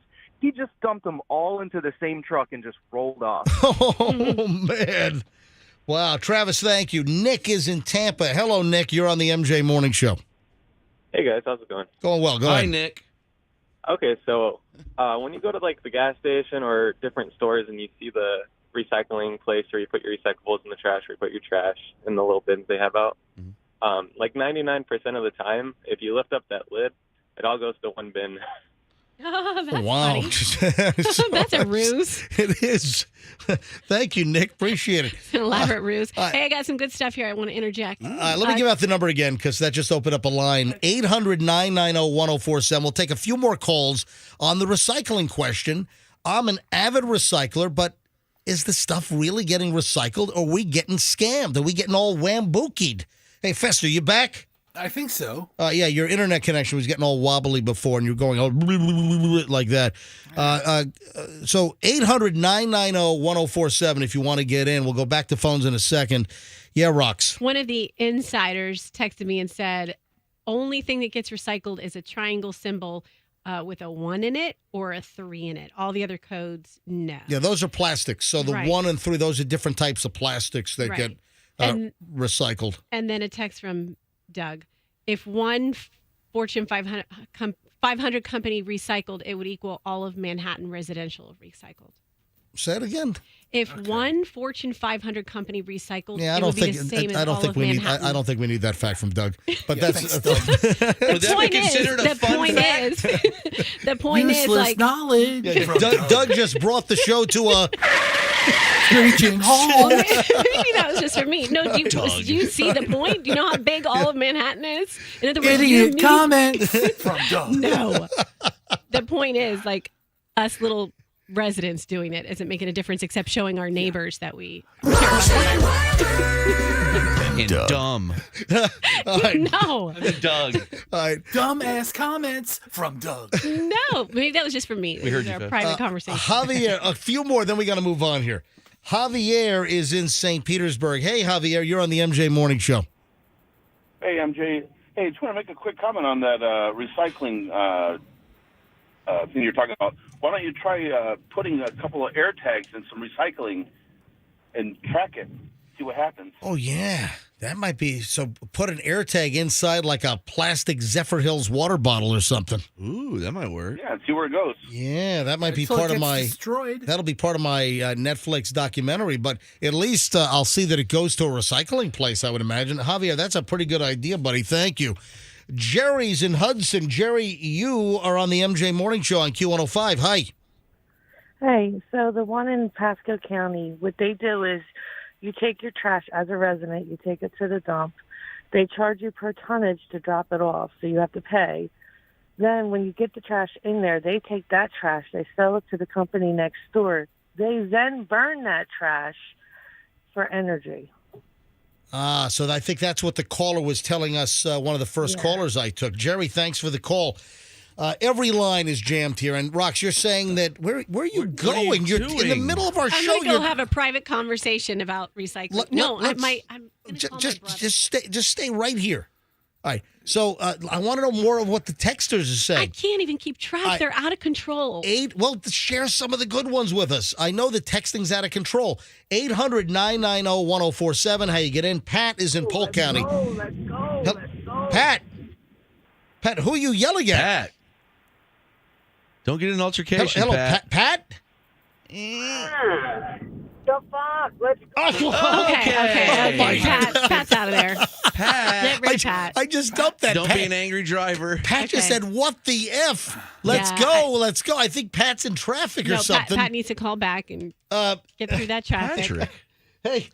Yeah, stuff doesn't get recycled. I work junk removal, and all the trash couches and whatnot get either burned or dumped at the same spot. Recycling is a joke, and we laugh it up. But hold on, couches don't get recycled.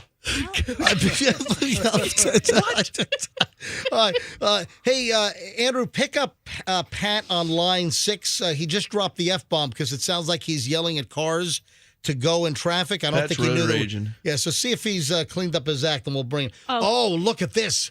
We've got an anonymous call from Bradenton. He's a trash and recycling driver. Now we're talking. Hey, Anonymous, you're on the MJ Morning Show. Hey, give me 1 minute. Oh, man, I can hear your loud truck. Roll up your window. He says give him 1 minute. Take all the time you need, sir. Yeah, we're not on the air or anything. Yeah. He says give us 1 minute. But listen, he's going to have some valuable information, I think. Guys, just put him on hold and go back in a minute. Okay. All right.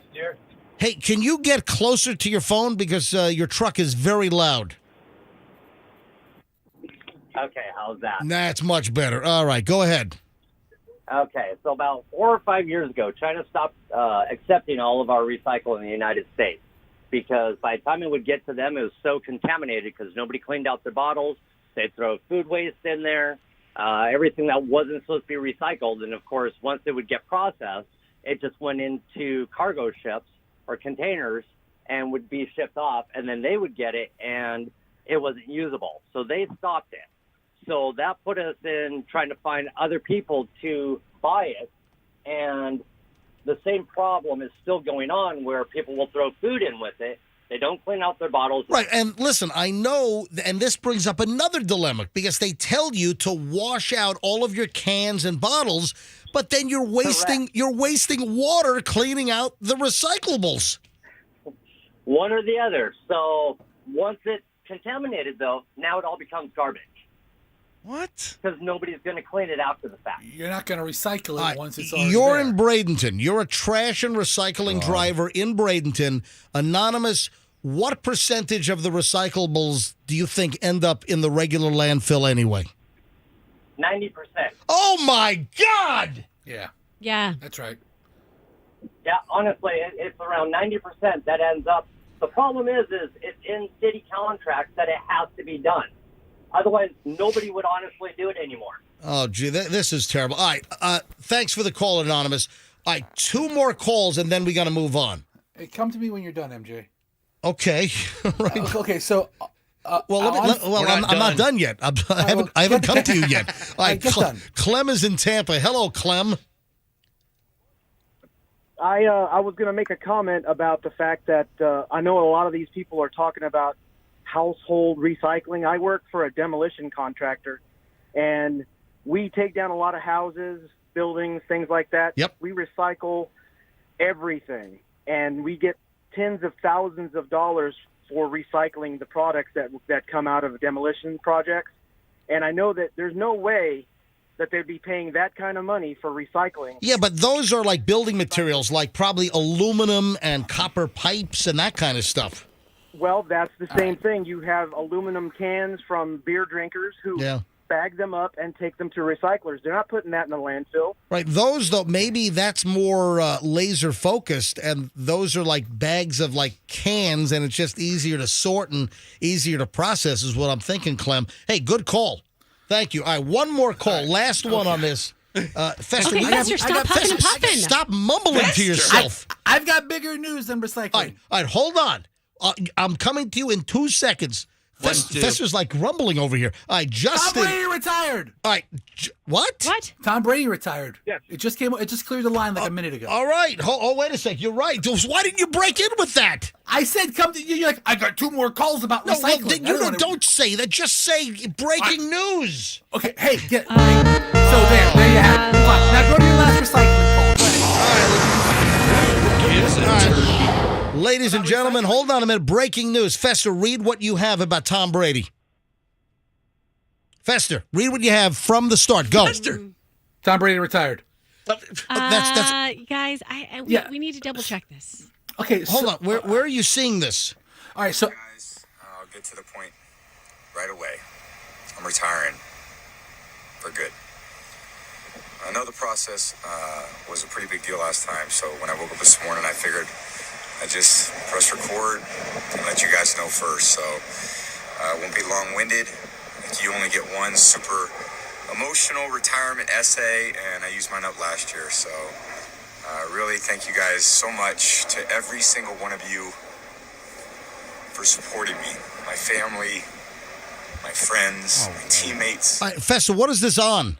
Competitors. That's fake. Okay, so I'm playing this off of Adam Schefter's Facebook page right now, That's off a of my deep phone fake. into the speaker. All right, Okay. all right, I thought hold- he wasn't going to give a speech. So, all right, hang on a minute. So, Roxanne, why are you saying this might not be real? okay, if that's, All I right, mean, Fester, turn it off. I'm kind of Try it, inclined. hold on. I just don't believe anything I read, so Yeah. I'm kind of inclined to go with the deep fake theory. However, I don't know that the first response on everything is that's not true. I mean, we should investigate it a little further. Tom Brady put out a video like 5 minutes ago that said he's retiring. Okay. And I saw it on my Facebook feed 2 minutes ago, but we had more recycling. All right, how do I bring this up? Where do I online? Where do I go? I'll Andrew, tell you why it was suspicious, Fester, because today is the 1-year anniversry of Tom the Brady last one. retiring.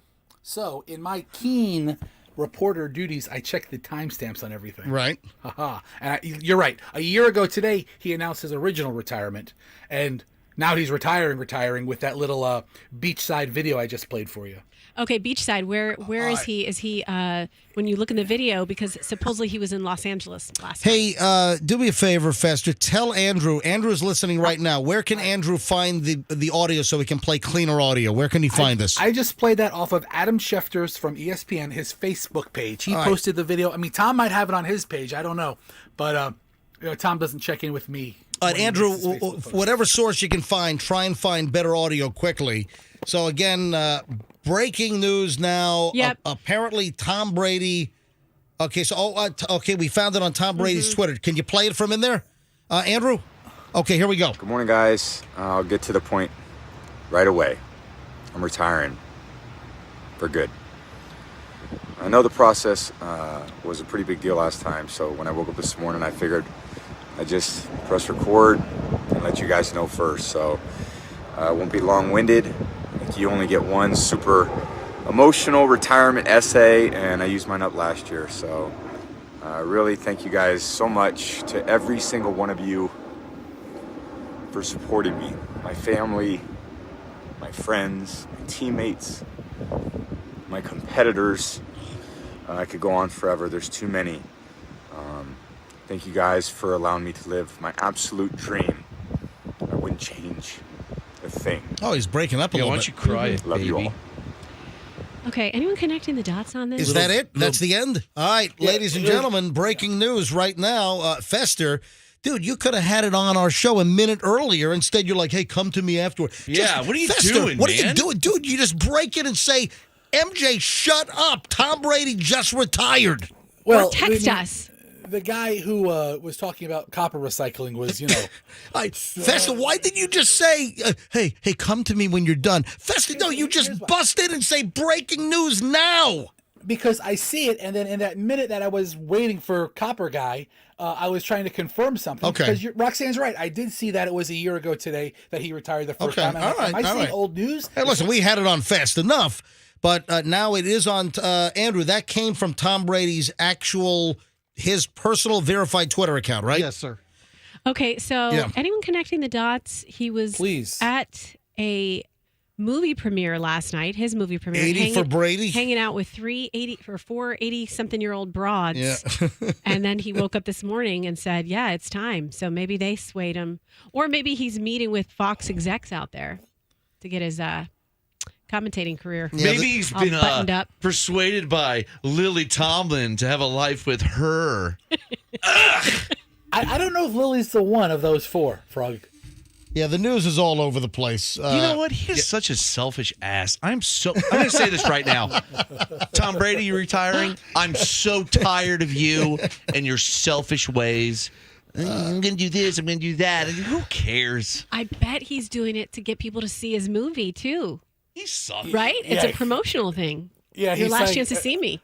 I'm retiring. Please go see 80 for Brady. Exactly. Wait a sec. We got a special report coming down the network line. Stand by. We got the countdown. 5, 4, 3, 2, 1. This is an NBC News special report.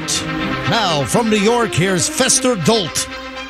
We have word coming in right now that NFL quarterback Tom Brady is calling it quits because of a sordid love affair with Lily Tomlin. According to Roxanne Wilder from the... This has been a special report from NBC News, New York. Now back to our regularly scheduled drivel. All right. All right. Yes. So there you go. There it is. Feel So it, Tom. I guess Tom Brady's retired. So he's going to go on to his massive $375 million 10-year deal with... This is the NFL on Fox. Yeah, MJ, there's a big kerfuffle about that as well, because the number one commentator guy right now is Greg Olson, and he got straight A's for everything he's done this year. He is such a talented studio guy or commentator guy. They're like, you're going to bump this guy down to number 2 to put Brady in the box? Tom Brady's going to be awful in there. He's going to be like, there's running with the football. Censor him. When you hear Tom Brady speak and when you see him, he's not the most energetic guy. Well, look at that. That's a touchdown. Holy cow, look at that. I wonder if they're like going to give him like methamphetamine prior to the games to kind of jack him up a little bit, Okay. Tom, we're going to shoot it between your toes. just don't curse. Listen, Let her go. Guys, he's a professional. He tries really hard at everything he does. He's going to do. I mean, even But he in that doesn't movie have a last lot. He night- doesn't have a lot of oomph. He doesn't doesn't matter have. if you're a professional. He wasn't born with it. Yeah, I mean, he was born to throw a football. Yes. He's a great quarterback. He but, wasn't born to broadcast. is he going to be able to have the charisma and the energy to be an announcer and an analyst on Fox Sports? He was pretty good as an actor in 80 for Brady. He was pretty good. He could be coached into it. Yeah. All right, so let's throw it over to Tom Brady. Yeah, guys, thanks a lot. It's a football player. Yeah. Oh, hang on. Let me take a sip of bone broth. He can do golf. Okay. What if he goes nuts that all the snacks in the booth are only nightshades? Is he going to flip out? What's up with all these vegetables here? Nightshades. These are the wrong kinds. Is this organic? Only organic. Where are my onion skins? 8:30 at the MJ Morning Show on Q105. So there we go. Breaking Tom Brady news amongst our recycling story and the big old recycling religion going on. And Tom Brady, breaking news, does not believe in recycling. I'm just kidding. I don't know. We have no idea. I don't know. You saw that Alec Baldwin has been formally charged, right? Yeah. Good. No. They announced that the charges were imminent, but yesterday it was finally announced that Alec Baldwin was formally charged.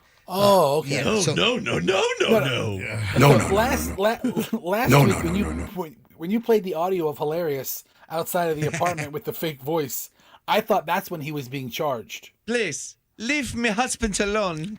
Is our Hilaria audio still up on the board? We need to leave that audio up here. You don't know what it's doing to the families. We need the Hilaria Baldwin fake Spanish accent. Yes. Yeah, voice. Did Alec shoot her? Maybe see, or maybe no. But You leave guys my treat family him alone. Anyway, like a perro. Alec Baldwin was formally charged.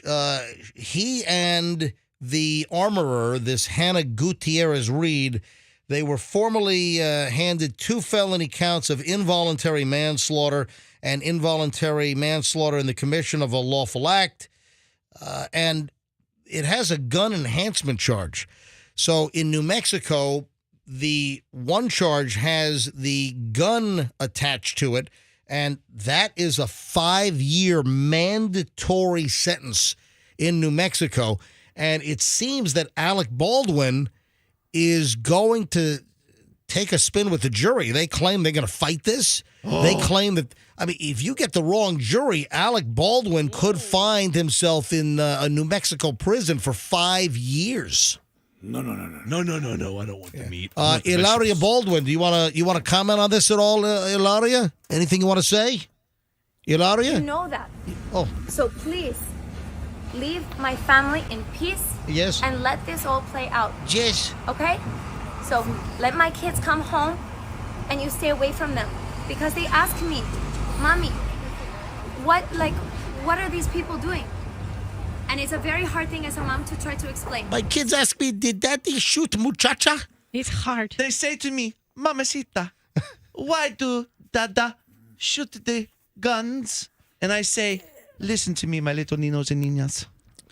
I don't know. Did you hear that Alec missed one of his firearms training classes and was distracted and talking on the phone? It's very true. See, that is one of the stories that's circulating here. Also, there's a story that during the police investigation that he did admit pulling the trigger. Yes. So what the hell is it? He says that he didn't pull the trigger. You know, in one breath he says, "I didn't pull that trigger." No. And then there's a police report. Apparently, they claim that he said he did pull the trigger. Listen, the bottom line is, if you don't know the story, the reason why we're doing the accent deal is because Alec Baldwin, Alec's wife, was born in Boston, Massachusetts. And she's got this fake fraud sociopathic deal going on where she pretends like she's born in Spain and she's got a Spanish accent. And her parents are from Boston. Her dad is a lawyer. Mom's a doctor. She was born in Boston. Even her friends from high school are like, she's from Boston. She's like from a suburb outside of Boston. And she never had an accent. And then she's like grown in. She wants so badly to be from like Mallorca, Spain, that she created this fake Spanish accent that she's now using. Right. And did you know that back to what Alec did, if he did pull the trigger, then he Did you say the trigger? He pulled the trigger. He pulled the trigger. How do you say trigger? Como se dice trigger? Trigger. And he didn't carry out those safety checks before pulling the trigger. Yeah. Well, we'll see what happens here. If he's going to roll the dice and going to take this thing to a jury trial, you don't know how a jury's going to react. Juries can be. Please, juries, save my husband's life. How do you say husband in Spanish? Huh? See? What do you say? I think it's bandito. It's husband. Please save my banditos. It's not. Please. It's not. Thank you, MJ. What was that? Thank you. Every Spanish-speaking listener of ours is like rolling their eyes right now. Please save him. I'm joking. He's my husband. He's my El Chapo. Marido. Like you're married. Marido? I love them. Guess what months more couples split in than any other months of the year? December. No, that is incorrect. No. That's a bad breakup month. You know right what? on the There's holidays. maybe a reason why I'm bringing this up right now. February. Well, it's January and February, so we're here at February 1 right now. Divorce season. This is it. More couples split in January and February. It's a trick question. And I think part of it is they get through the holiday season with the family. They don't want to maybe upset the kids, and they just let it rip right after the holiday season. So January and February are when the most splits occur, the most divorces apparently are filed for. I mean, you got to figure a lot of people, new year, new me, new spouse. Yeah. Hey, just like January is a massive month for health clubs and the fitness places, the Planet Fitness and the Jerry's Gym, health club memberships go through the roof. The fitness program, because people in January, they want to turn over a new leaf. They've got the New Year's resolution. They want to get healthy. And, for most people, it doesn't last long. But if you talk to any health club, any fitness club, January is like the number one month for people coming in and signing up. Yeah, I think it's the new leaf stuff, but I just thought more about it from personal experience. And it's also, you try to get through the holidays for the sake of family. That's what I just said. Oh. Are you not listening to the program? You know what me and my girlfriends call January? I just said that like 3 minutes ago. I did not hear that. Can you, Roxanne, could I get you to tune in? It's 104.7 FM. It's WRBQ FM, a Beasley Media Group station, 104.7 FM, Q105. Okay, I'll tune into that. Q105, Tampa Bay. All right. Do you want to know what me and my girlfriends call January? Yes. New Manuary. Now, families are trying to hold it together through the holidays, and then January and February are big months for the splittage. Hey, I've got good news. We've got a lot of breaking news today. We just had the story that Tom Brady has officially announced his retirement, and on top of that, I've got some good news. Did you see the story that the monkeys were stolen from the Dallas Zoo, and now the monkeys have been found in a closet in a house? Would you like to touch my monkey? It's in the closet. Yeah, I would like to just point out that the Lowry Park Zoo, just be very careful. Watch your monkeys, all right? Let them out of the closet. What do they call the Lowry Park Zoo now? It's not Lowry Park Zoo Zoo anymore. Tampa. Zoo Tampa, Okay, man. Zoo Tampa. Yeah, it's been rebranded as Zoo Tampa, and it's an awesome place. Gotcha. I haven't been there in a long time. The Lowrys are pissed. Maybe they need to invite me and do a VIP tour or something. Let me touch their monkeys. You might scare them. Anyway, these 2 monkeys that were stolen from the Dallas Zoo were found alive inside a closet in like an abandoned house yesterday. And then the police released an image of the person of interest that they're looking for. And it's like some dude that was like walking through the park. And they got an image of him, and they think he's the monkey stealer. The Emperor Tamarin monkeys. And they're really, I've never seen these monkeys before. These are like really cute monkeys. They're not macaques? Nope. No. Nope. Nobody. The guy didn't want to put his hands on that. The Emperor Tamarin monkeys were recovered from a house in Lancaster, Texas, just outside of downtown Dallas, the day after the theft from the Dallas Zoo. Sounds like a real proper monkey. And it's the Emperor Tamarin monkey. Please let us out. We're a couple monkeys. Emperor Tamarins. Please. So good news. Good news. The Dallas Zoo will be saying once again. Would you like to touch my monkey? Hey, also, speaking of Tom Brady, you know what else I had in the pile to get to today was that Gisele Bündchen is apparently going to break her silence on Tom Brady in an upcoming Vanity Fair piece. Oh, no. What? Now, Rox, what do you make out of this?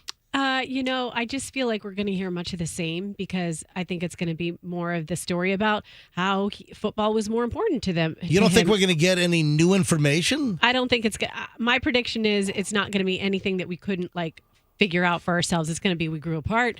His career was more important. I needed to focus on myself. He has micro penis. He didn't pay All right, attention. Froggy, would you please? Is there going to be anything good in it? All right, stop.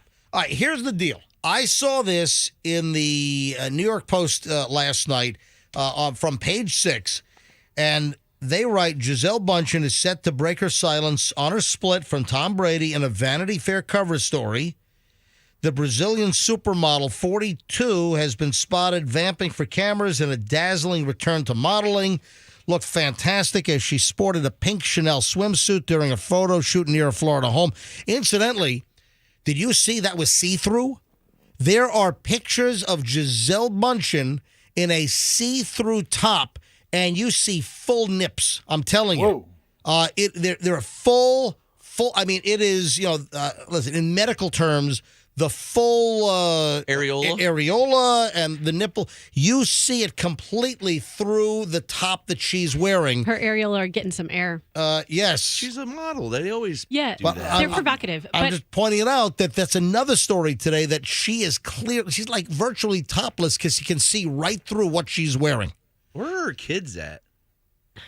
Are they like, Mom, your nips are showing? Well, I don't know. Do the kids go to school every day? Are they homeschooled? What's the story? I'm sure they go to school. I'm sure they're homeschooled too. I was going to tell you, I sent you like a week ago.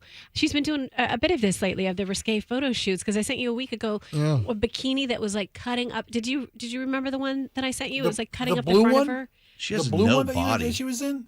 Was it blue, Fester? All I saw was the flesh. What'd you say, Froggy? I don't think she has that great of a body. She's kind of like overbuilt for me. All right, well, listen. I like them bigger. Different strokes, different folks. Maybe she gained like 250. Be into her. She's tall and lanky. All right, Froggy wants Junk. All right. Go. That'll always get me. Junk. Good for them. Tom Brady just unretired. Oh, yeah. Right. Of course. It's over. Yeah, he's joining the Patriots for his final season. It's only a matter of time. No, he's still retired, right? He's having a threesome with Jane Fonda and Lily Tomlin. All right, Lily's not the one, Froggy. What do you mean not the one? Which one is the one that does them? Rita Moreno. I don't think. Does anyone actually hook up with Tom Brady? No. How do you know, Fester? You haven't seen it. No, he's talking in real life. Lily Tomlin's an old lesbian. I think. Oh, really? I think you're right. Yes. Yeah, I mean, she's not the one. I mean, Jane Fonda and Sally Field. I mean, that's my geriatric fantasy right there. But not Lily. What about Burt Reynolds? Can we throw him in the mix as well? How about With Les or for without Leslie mustache? Nielsen? Yeah, there you go. All right, 8:43 at the MJ Morning Show on Q105. If you like junk food, I got a little update for you. If you are a junk food eater, stand by. You got to hear this.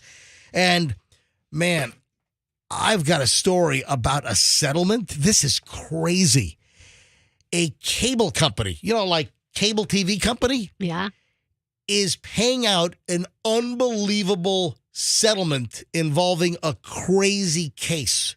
This is a major cable TV company. You're not going to believe what happened, and you're not going to believe what they're paying out in a case.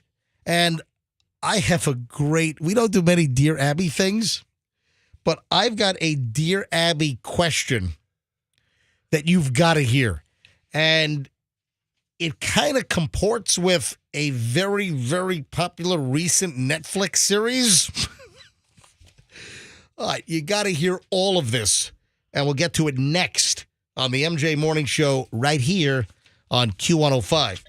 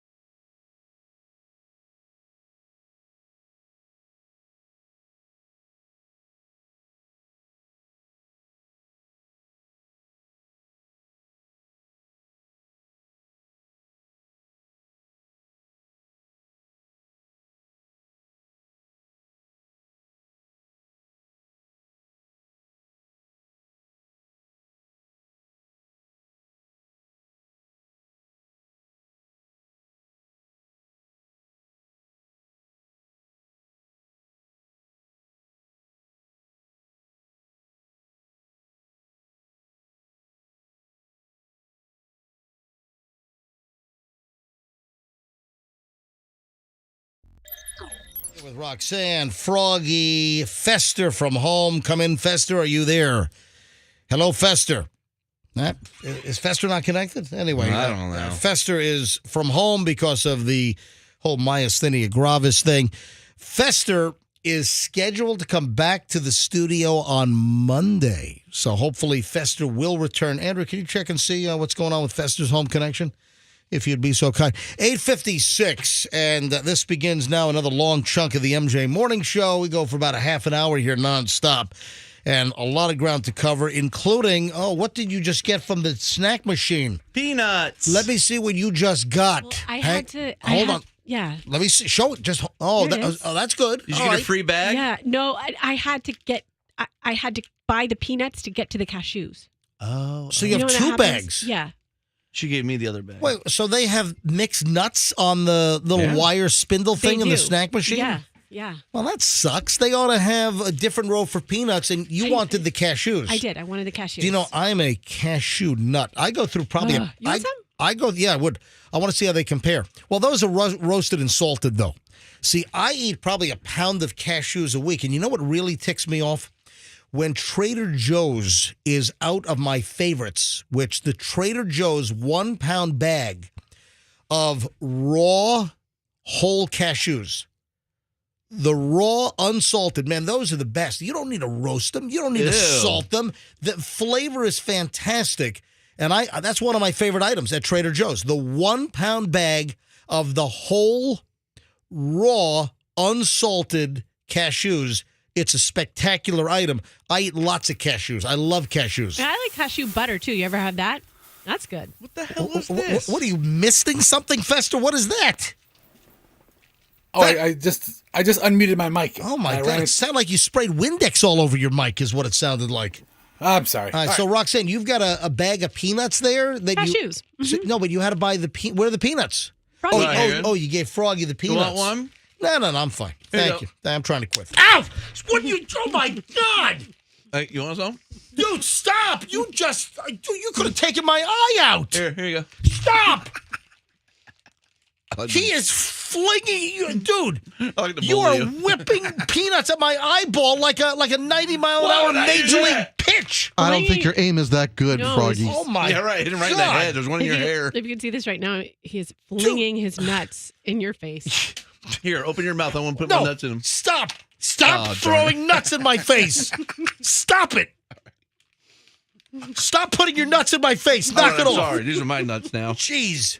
Dude, you almost took my eyeball. With my nut? He threw these peanuts at my face with massive velocity. I was a pitcher in high school, you know. Well, obviously, my God, I didn't know it hit me. I had no preparation time. I had no. those were my nuts that hit you. I had no reaction time. Where the hell was I? Oh, so I was pointing out that Roxanne walks in with snack food here, but that's good stuff. It's not like you walked in with like a bag of chips or Doritos or something. Because I have a very important story here. Every bite of junk food increases the risk of dying from cancer. This is a brand new study. What? Listen, from study finds, eating junk food, which scientists often call ultra-processed foods, include sugary drinks, sliced bread, and ready-made meals may be increasing your risk of cancer with every bite. New study warns that these foods are generally high in salt, fat, sugar, and contain artificial additives that can also lead to obesity, type 2 diabetes, and cardiovascular disease. Oh, my God. Diabetes. You got to jump on the... And I'm literally pulling peanuts out of my hair. I told you. Got some in your hair. If you're watching MJ TV, I literally just pulled a peanut out of one of my curls. It's fun. Now stepping on the peanuts on the floor, and I'm causing peanut powder on the floor. You win a prize for having it stick there? Yeah. I'll tell you what. I should get a little rubber ducky. I feel like I need to make an announcement that this is a peanut-free flight, that we got a passenger with a severe peanut allergy. Please don't open up or eat any peanut products on this flight. That seems to happen to me like 2 or 3 times a year on a plane. You know, they say that we got someone with a peanut allergy. Do not eat peanuts on the flight. Is that dying down? Because my daughter's allowed to bring peanut stuff to school. Yeah, because all the people with the peanut allergies have died. That's why. Oh, stop. No, I'm kidding. No, I'm sympathetic to that. I understand that there are, there are people who can go into anaphylactic shock, and I don't want that to happen. Yeah, for all kinds of different. And then I open up a allergies. Snickers bar right next to them. They're in the middle seat. And I just hope. No, I'm kidding. But no, seriously, this is a concern. Now researchers say that they can increase a person's risk of death from cancer, especially among women. Buying the cheap foods that are processed, artificial additives. And this is a concern. This is, brand new research. Researchers at the UK Biobank, they gathered all the data. They studied the diets of 200,000 middle-aged adults, monitoring their health over 10 years and looking at each person's risk of developing any cancer overall, as well as the specific risk of developing 34 different types of cancer. And that's what they've come up with. I'm not going to get into the specific cancers, but it's eating too much junk food. Also displayed this increased risk of dying from cancer, most notably in women, ovarian and breast cancers. Ooh. So, again, this seems to be targeted more toward women, that especially in women, the junk foods can increase ovarian and breast cancer risks. So eat healthy, folks. All the preservatives. Yeah, it's not good for you. We need clear front of pack warning labels for ultra processed foods to aid consumer choices. And there should be sugar taxes to cover fizzy drinks, fruit-based and milk-based drinks. Yeah, this is like some British ladies yackulating here, but just, hey, heads up. Yeah, and just read the ingredients. Right. I mean, if you look at the ingredients in something and you don't know what half of it is, it's probably not that good for you. Man, I got a terrible story about a cable technician. Oh, no. Cable guy! Do you know about what happened with this Spectrum installer, this Charter Communications, which Charter is the parent company of Spectrum, right? Sure. Yeah. This is terrible. When I saw this, I'm like, oh, my God. Charter Cable, which is branded as Spectrum, they have settled with a family to the tune of $262 million. What? After a cable technician killed a customer. Okay. That's not the way the installation is supposed to go. Exactly. The service call's not supposed to go like this. Cable guy! Now, in all fairness, the cable's person's, the installer's name was OJ. But that's, no, I'm kidding. This is nuts. In a case involving a former cable technician who murdered an elderly customer in her home, Charter is now on the verge of settling the lawsuit for $262 million. And apparently that number is going to be fully covered by Charter Communications insurance carrier. Can you imagine paying that thing out? Whoa. This is crazy. A Dallas County court last year out in Texas, they decided that Charter should pay the victim's family and estate $7 billion Golly. in punitive damages and $337.5 million in compensatory damages. A judge lowered the total amount to a little over $1.1 billion, but now it looks like the family's going to settle for $262 million after the cable guy. Listen, I know folks complain about cable companies, but when they murder your elderly relative, that's really a reason to complain about the cable company. What was the reason for the... There's never Yeah, a reason. what That's the never heck? justifiable, but what motive, I should say. Apparently, she kept saying, I can't see my HBO. Where's my HBO? No. I want to watch Red Shoe Diary. Former Charter Spectrum technician Roy Holden pleaded guilty to a 2019 murder of an 83-year-old customer, Betty Thomas. Man, she was formerly of Hill Street Blues, then has gone on to a fabulous directing career in Hollywood. Dead now. He was sentenced to... No, Betty Thomas is alive. I thought she got stabbed by the cable guy. Oh, no, that's not... It's not the same Betty... No, it's not. I'm like, what No, the it's hell? not. It's not the same Betty Thomas. The cable guy was sentenced to life in prison in April of 2021. Charter was accused of hiring Holden without verifying his employment history and ignoring all kinds of red flags about his behavior. I trust you. Including stealing credit cards and checks from elderly customers that he went to visit to do service calls. Is that not crazy? So the jury came back with like a $7 billion reward. Family's going to settle for $262 million, and Charter Spectrum's insurance company is going to pay that sucker out. Man, that is just crazy. That's nuts. All right, now, I got a Dear Abby story that every once in a while, what did we just say? We've got an interesting Dear Abby story 2-3 times a year. I was going to say once every 2 to 3 months. Yeah. And I don't know if these are real. I still have a suspicion that they just have folks just sitting around just, coming up with concepts. Oh, yeah, hey, the scenarios. How about this? But this got me thinking, because when I saw this story, I'm like, holy crap, I just watched this. I was enthralled along with tens and tens of millions of others in the country. And I'm talking about the Netflix program. Any idea, Froggy? Give me a hint. What's this floating on top of my drink? Ah, Dahmer. Yes. That's just soap. All right. Yeah, I'll drink it anyway. The Netflix Dahmer series was, Michelle and I were just riveted to that thing. Now, here's the Dear Abby story. Dear Abby, I've lived in my apartment for almost 10 years and had the same downstairs neighbor since I moved in. About 3 years ago, I began noticing an odor coming from her apartment. Oh. It's hard to describe other than the worst body odor imaginable. It's so bad that I can't open my sliding door or windows in the summer because the smell drifts into my house. Yeah, She's not the type of person I can approach about this no matter how gently I word it. I'm to the point where I feel I should file a complaint with the management. It could be a hoarding situation, which could lead to health and pest issues. Listen, let me tell you what it is. She could be a female Jeffrey Dahmer, and she's dissolving bodies in a blue bucket in her bedroom.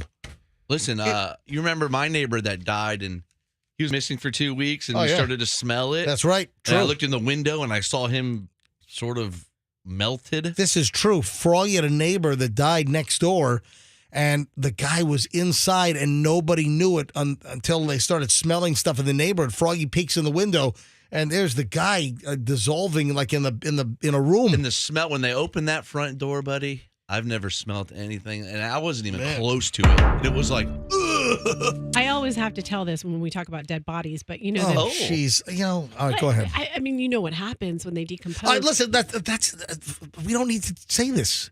What happens? Yeah, just let's move on. I'm just saying that the smell in this lady's apartment, it could be.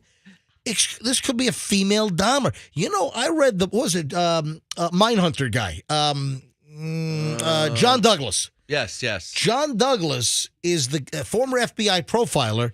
John Douglas is the guy who The Silence of the Lambs was based on. He's like the profiler. The guy's name is John Douglas.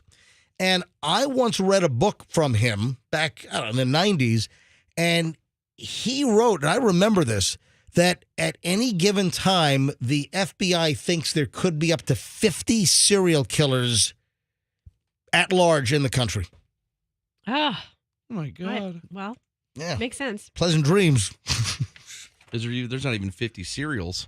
Mm. Actually, there is. If you walk down that aisle, it's never ending. I Are used you to going to love put Fester up? Fester. I'm sorry. Hey, Fester, you with us? I'm just counting all the different cereals I can think of down the aisle. All right, go ahead. List all of, when we talk about serial killers, list all the cereals. Go.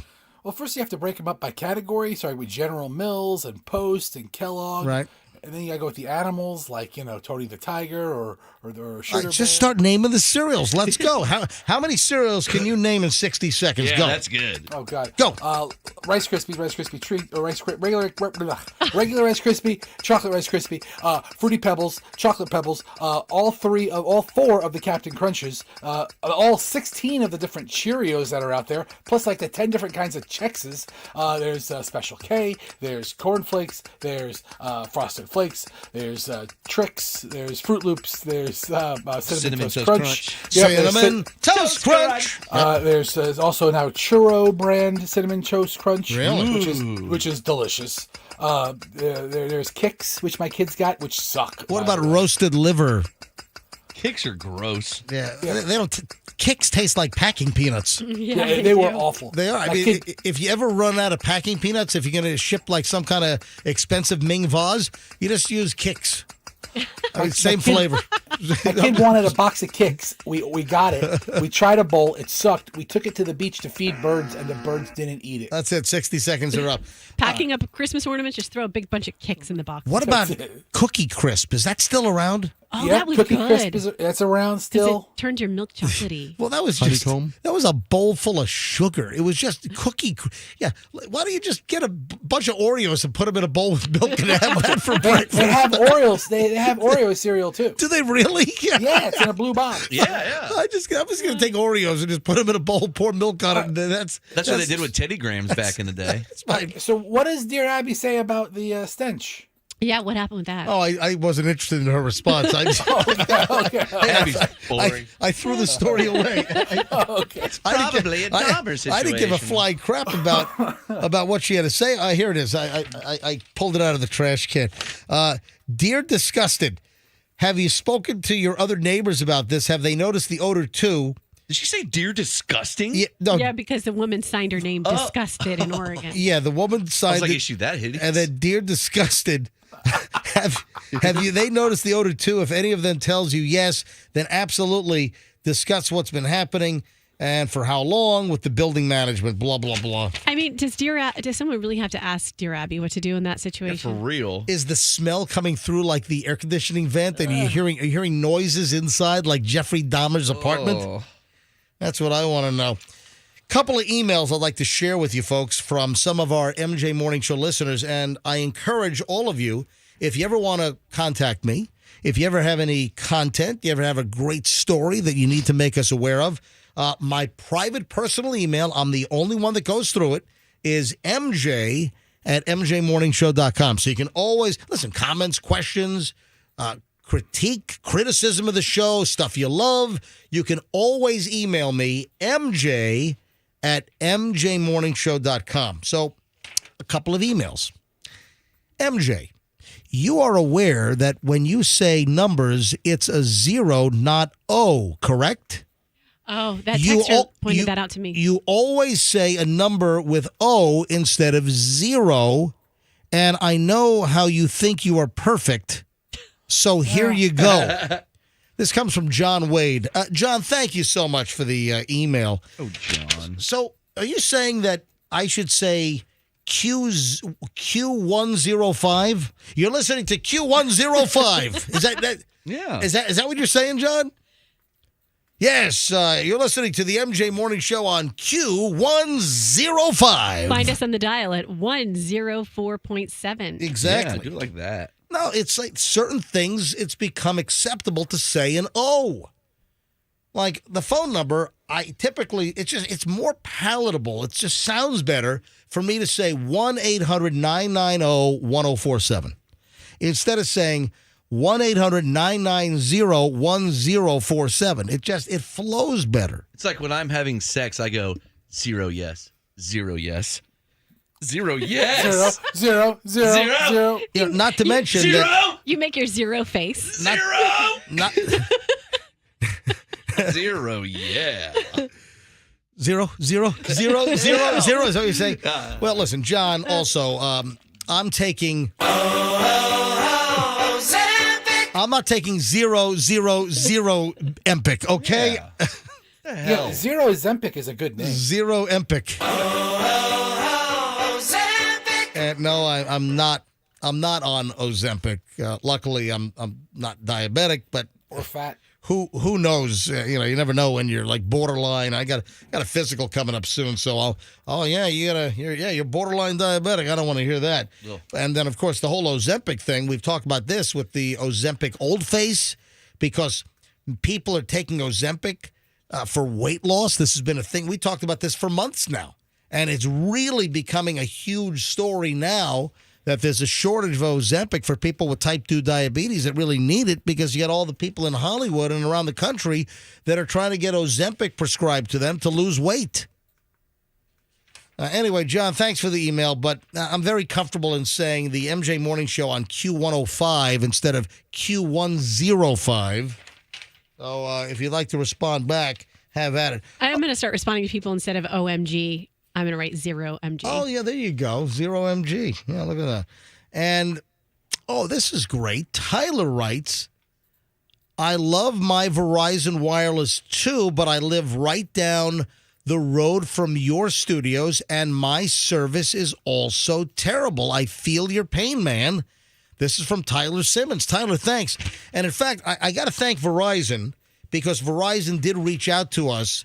In our building, we're in the Bay Point Office Park, formerly the Koger Center, and the Verizon service in here is terrible. It's almost, I think, all of the cell companies. Like Roxanne, for instance, you have AT&T, and your service is not great either, right? My service has never been great in here. The only thing I can get is Wi-Fi. That's it. I think the issue is, for whatever reason, we're like in a cell tower, underserved dead zone is what I'm thinking.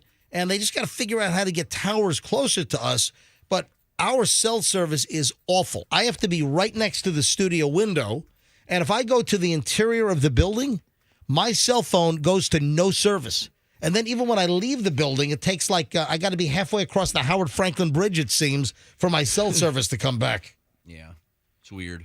Tyler, listen, I feel your pain, but Verizon has been proactive, and when I talked about this, they emailed me. I put Verizon, like some kind of quality assurance network manager contacted me, and I gave them Max, our chief engineer's number. You know what? Hold on. Let me follow up on this quickly. Let me call Max, our engineer, and see if Verizon has touched base with him because they want to send an engineer out here and test the DBAs or whatever they call it, see what our signal strength is. Let me dial Max. Max is our chief engineer. He keeps all this crap working around here. 72747. Okay, calling Max. I hope he doesn't have one of those ones where I got to dial a 1. Hello? Hey, what's up? It's Max. Why is it not ringing? Oh, there it is. We're sorry. You must first dial a 1. Yes, I got to remember that. I got to dial a 1. Okay, while you're for... doing that, I'll just tell you, I got a whole little racket going on over here. What do you got going on? Where people, if they hit me on the text line with any sort of birthdays or anniversaries, No. I do little signs to Do them. not hold up a sign. I've already done it. I've already done it twice today. You are opening up the floodgates, and that is not good. That is not good at all. Calling Max, who's our chief engineer. I don't know. He might be, ass deep in a transmitter right now. I don't know. But I just want to know if Verizon reached out because they're supposed to contact him and send the whole engineering team here. Yeah, this doesn't seem promising. I don't think he's going to pick up. Ass deep in a transmitter. Yeah, he's not picking up. Please leave your message for... Yeah. I wonder what kind of signal that transmitter would get. He's ass deep in. Not a good one, I'd imagine. I can barely hear you guys. Now, Fester, you are planning to return on Monday. That is the plan. And Fester's been at home. You'll notice that when we speak, we sound like we're in the studio. When Fester speaks, there is a little different sound because Fester is at home, recovering from his bout and his resurgence of myasthenia gravis. Hey, Andrew, can you answer phones, please? And Fester is planning to come back on Monday. Now, a couple of issues at play. Fester's car battery, because his 2004 Lincoln Town car, has not been driven for a couple of weeks. And Fester's car, he tried to start it up, is dead. Dead. Well, that's fine because how many times have you taken MJ to work, Fester? Maybe like 50? Maybe 100. Yeah, so you owe You him a have couple. not taken me to work 100 times. You haven't even You've picked me taken up. him to work 100 times since I've known you. That is false. You owe him a couple pickups. Dude, you haven't even taken me 50 times. You've taken me maybe in the 2.5 close 2.5 years we've been back, you've maybe driven me maybe a dozen times. What? You're crazy. Maybe 15, but certainly less than 20. All right, so Fester, you need a new battery. Your battery is dead, right?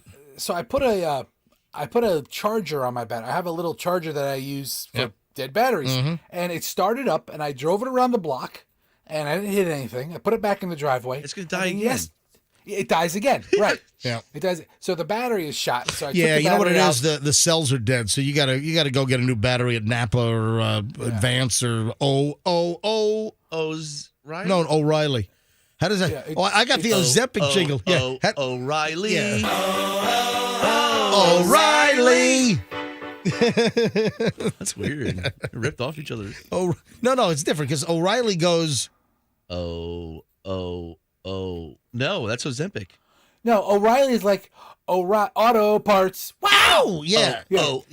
O'Reilly. Auto parts. We have it in the system. Didn't we have the dumbest piece of audio we had Singers. all in 2022? The singers went to a wedding. Yeah, and then they sang the jingle singers from the O'Reilly jingle. Yeah, who If I know anybody that sings a jingle, I'm not inviting them to crap. Now, Fester, you need to get a new battery. When are you going to do that? I'll probably do it this afternoon. The other issue is that the elevator was broken again yesterday, but now apparently Andrew says it's fixed, and you're going to need the elevator to be reliable for you to come up and down when you come back to work on Monday. So we are all looking forward to Fester coming back to the studio. When we get back, we're going to have to lightning round a lot. Speaking of jingles and songs, are you aware of what's going on with that Burger King jingle? That's like turning into like a whole huge internet viral meme. Yeah, the Burger King jingle will. But Burger King. Ow!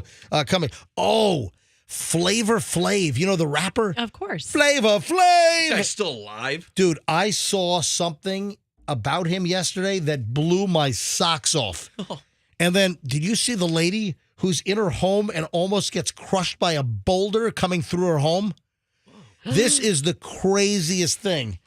All next. Hang on. Final chunk of the MJ Morning Show is next, right here on Q105, so don't move. I want to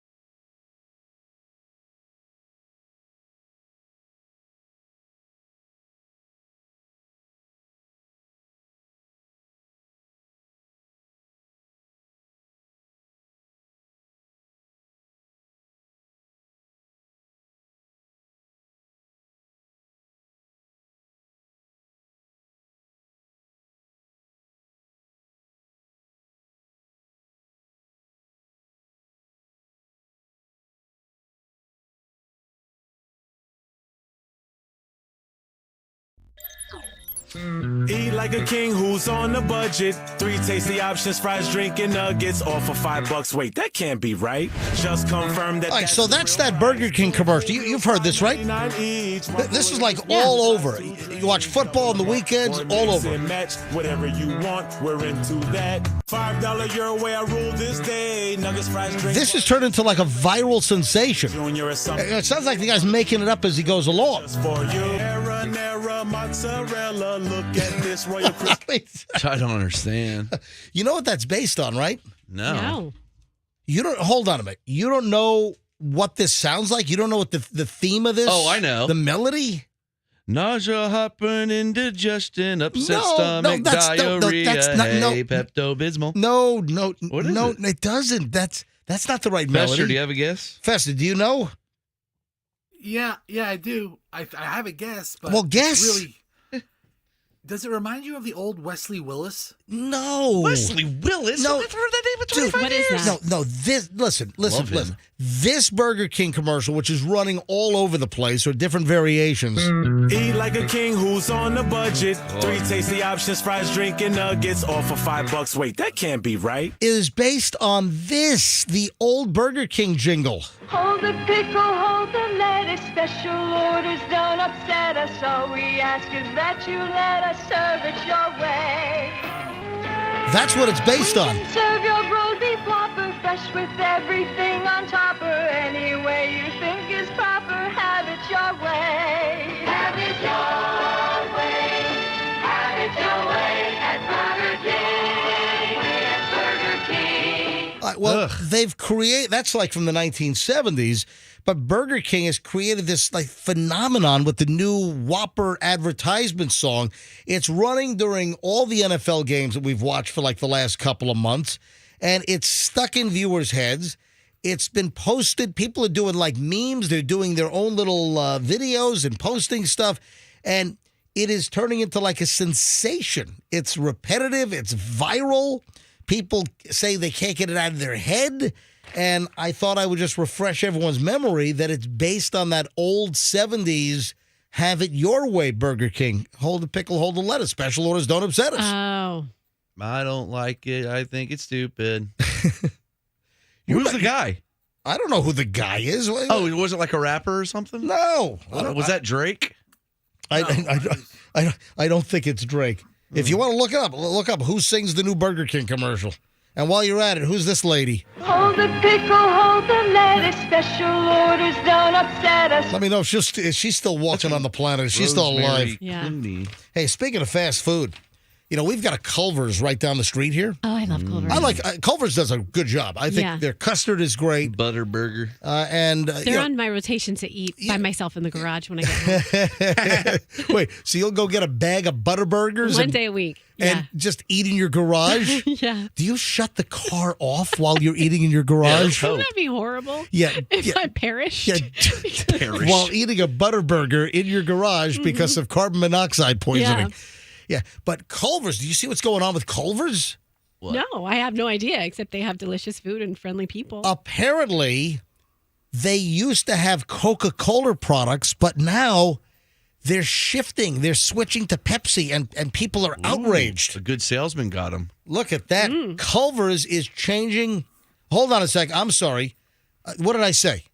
Coke to Pepsi. No, flip it. Reverse it. I'm sorry. I screwed that up. Oh, that's good. A Pepsi place. Yeah, exactly. Soda. Coca-Cola's better. I screwed it up. So Culver's is switching from Pepsi to Coke. And the Pepsi fans are pissed. I got it right. So this is crazy. Apparently, people are calling up screaming at them. They're calling locations, and the Pepsi fans are going crazy. Do you know they have nearly 900 restaurants in 26 states?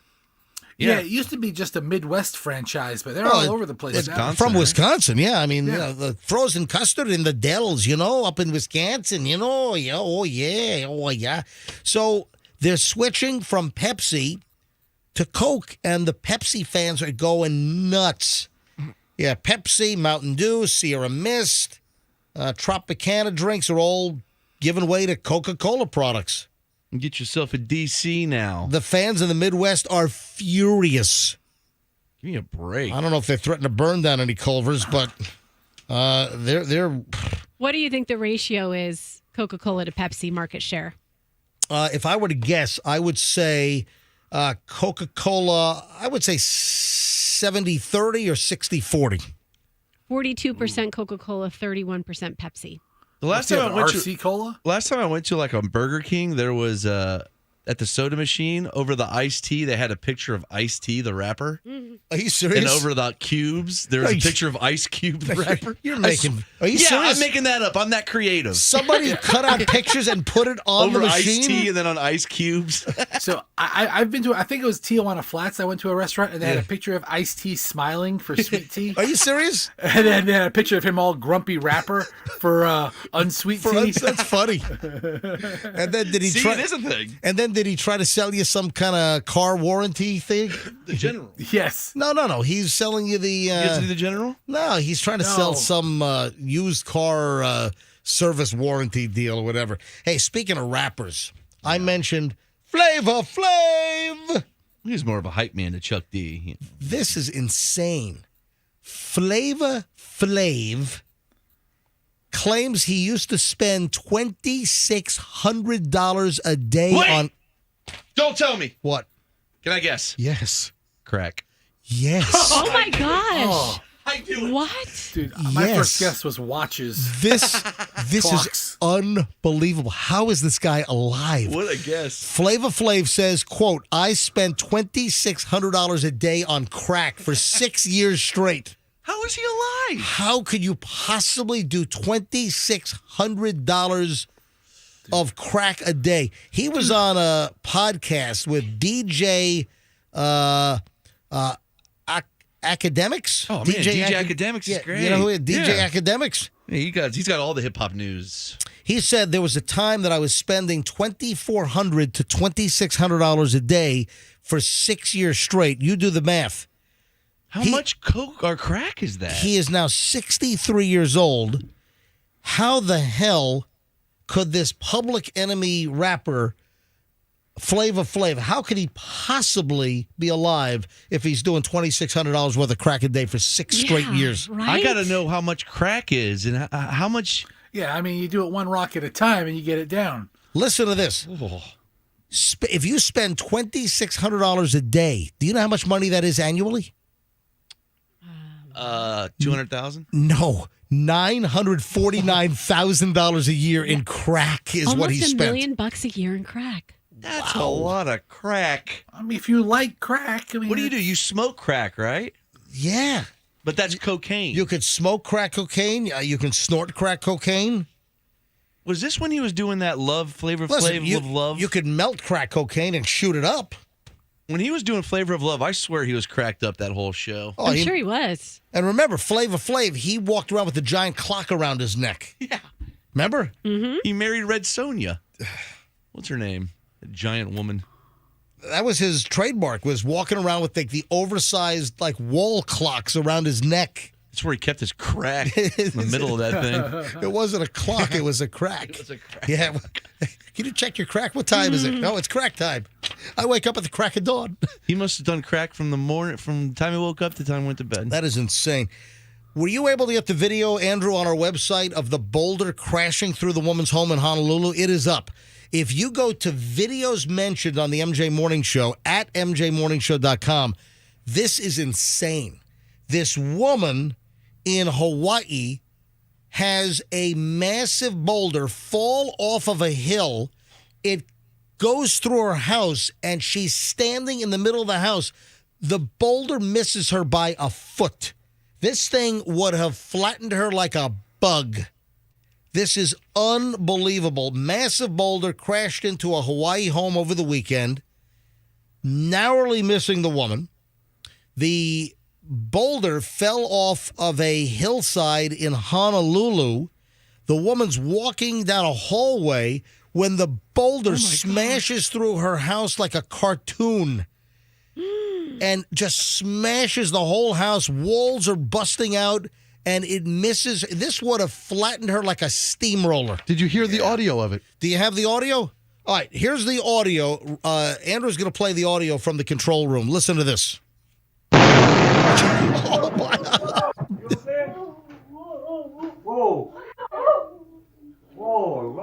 It looks like it hits some. What's that? Is that somebody in a tank? Oh, maybe not. It looks like there's this guy sitting there, and then it runs over. Roll that again. You got to play that one more time.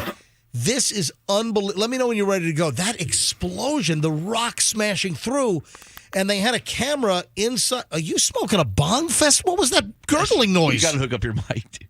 I don't know. Dude, I just heard a gurgling noise like a water bong. Listen, I have a slight kennel cough. Oh, all right, roll this again. All right, hit it again. Listen.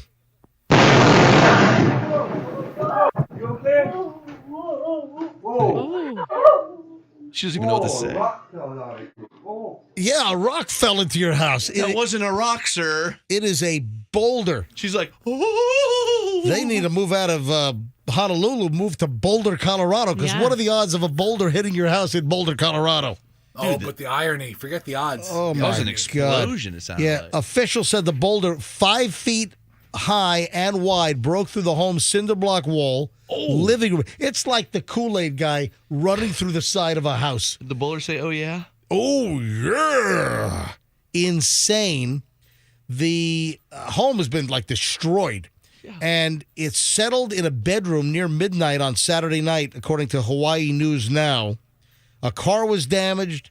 They are so lucky that they are alive. They estimated the boulder at 3,000 pounds. This would have crushed anybody that was in the way, and she was a foot away from this boulder, taking her out like a pin being knocked down by a bowling ball. She would have been exploded into pieces. She would have been an absolute, total, complete goner. That is unbelievable. Let me see what else we have. Before we get out of here today, I'm kind of looking forward to this. You see, the largest taco festival in Tampa Bay is going to be in Al Lopez Park. Yeah, they have that all the time, right? Yeah, it's not a euphemism, by the way. When I say the largest taco festival, that's not a euphemism. And I'm going to go to this. When is it? I'll eat tacos. It's the 5th Taco Fest. Do we have a date on this thing? I want to go to this thing. I haven't been to this, but I do like tacos. It's going to be, February 25th from 10 to 6. Yeah, I'll be here. That's probably a weekend, right? February 25. Is that like a Saturday or Sunday? It's a Saturday. Yeah, I'm in. I am going to Al Lopez Park for the big old taco. Dr. Phil. Did you see Dr. Phil is calling it quits? This is going to be the final season of Dr. Phil. I'm going to quit. That's what I'm going to do. I can't do it anymore. This is unbelievable. Yeah. This is outrageous, irresponsible, completely insane. By the way, I only have one pot for my button bar, so I can't mix things. That's another flaw with our studio here. I lasted longer than Oprah. That's correct. So Dr. Phil is going to end the show after 21 seasons. Jeez, that's a long time. I have not seen that show. I haven't seen one episode. I don't think I've ever seen a whole episode, and I haven't seen any of that show in the last, I don't know. It's stupid. 15 years. Has it degraded quite a bit? Just crazier stories, probably. I've got some sad news here, actually. Oh, no. The father of Peeps Marshmallows has died at 98. Yeah, I saw that. You tell that story now with no time? Yeah. Well, we're going to do this again tomorrow. We can bring it up tomorrow. The father of Peeps, Bob Bourne, dead at 98. Can I be honest about something? I think Peeps are disgusting. Bob Bourne. I wish he was never born, so he didn't invent those Peeps, because I think they're gross. Peeps are polarizing. Either you love them or you hate them. Peeps are disgusting. Is it covered in yellow dust? But anyway, rest in peace, Bob Bourne, dead at the age of 98. Folks, we got to roll. We got to scram. We got to get out of here. We'll see you back here tomorrow. Website, of course, always loaded, mjmorningshow.com. You got to go see that Boulder video. Go to mjmorningshow.com and click on videos mentioned on the MJ Morning Show and see that boulder go through the house. It is insane. Also, if you haven't seen the doll hair disintegrating and giving us like black lung in here, that's on videos as well. And, of course, my Instagram is Certified MJ Radio. Folks, we'll see you back here tomorrow. Have a great day, and let's be careful out there.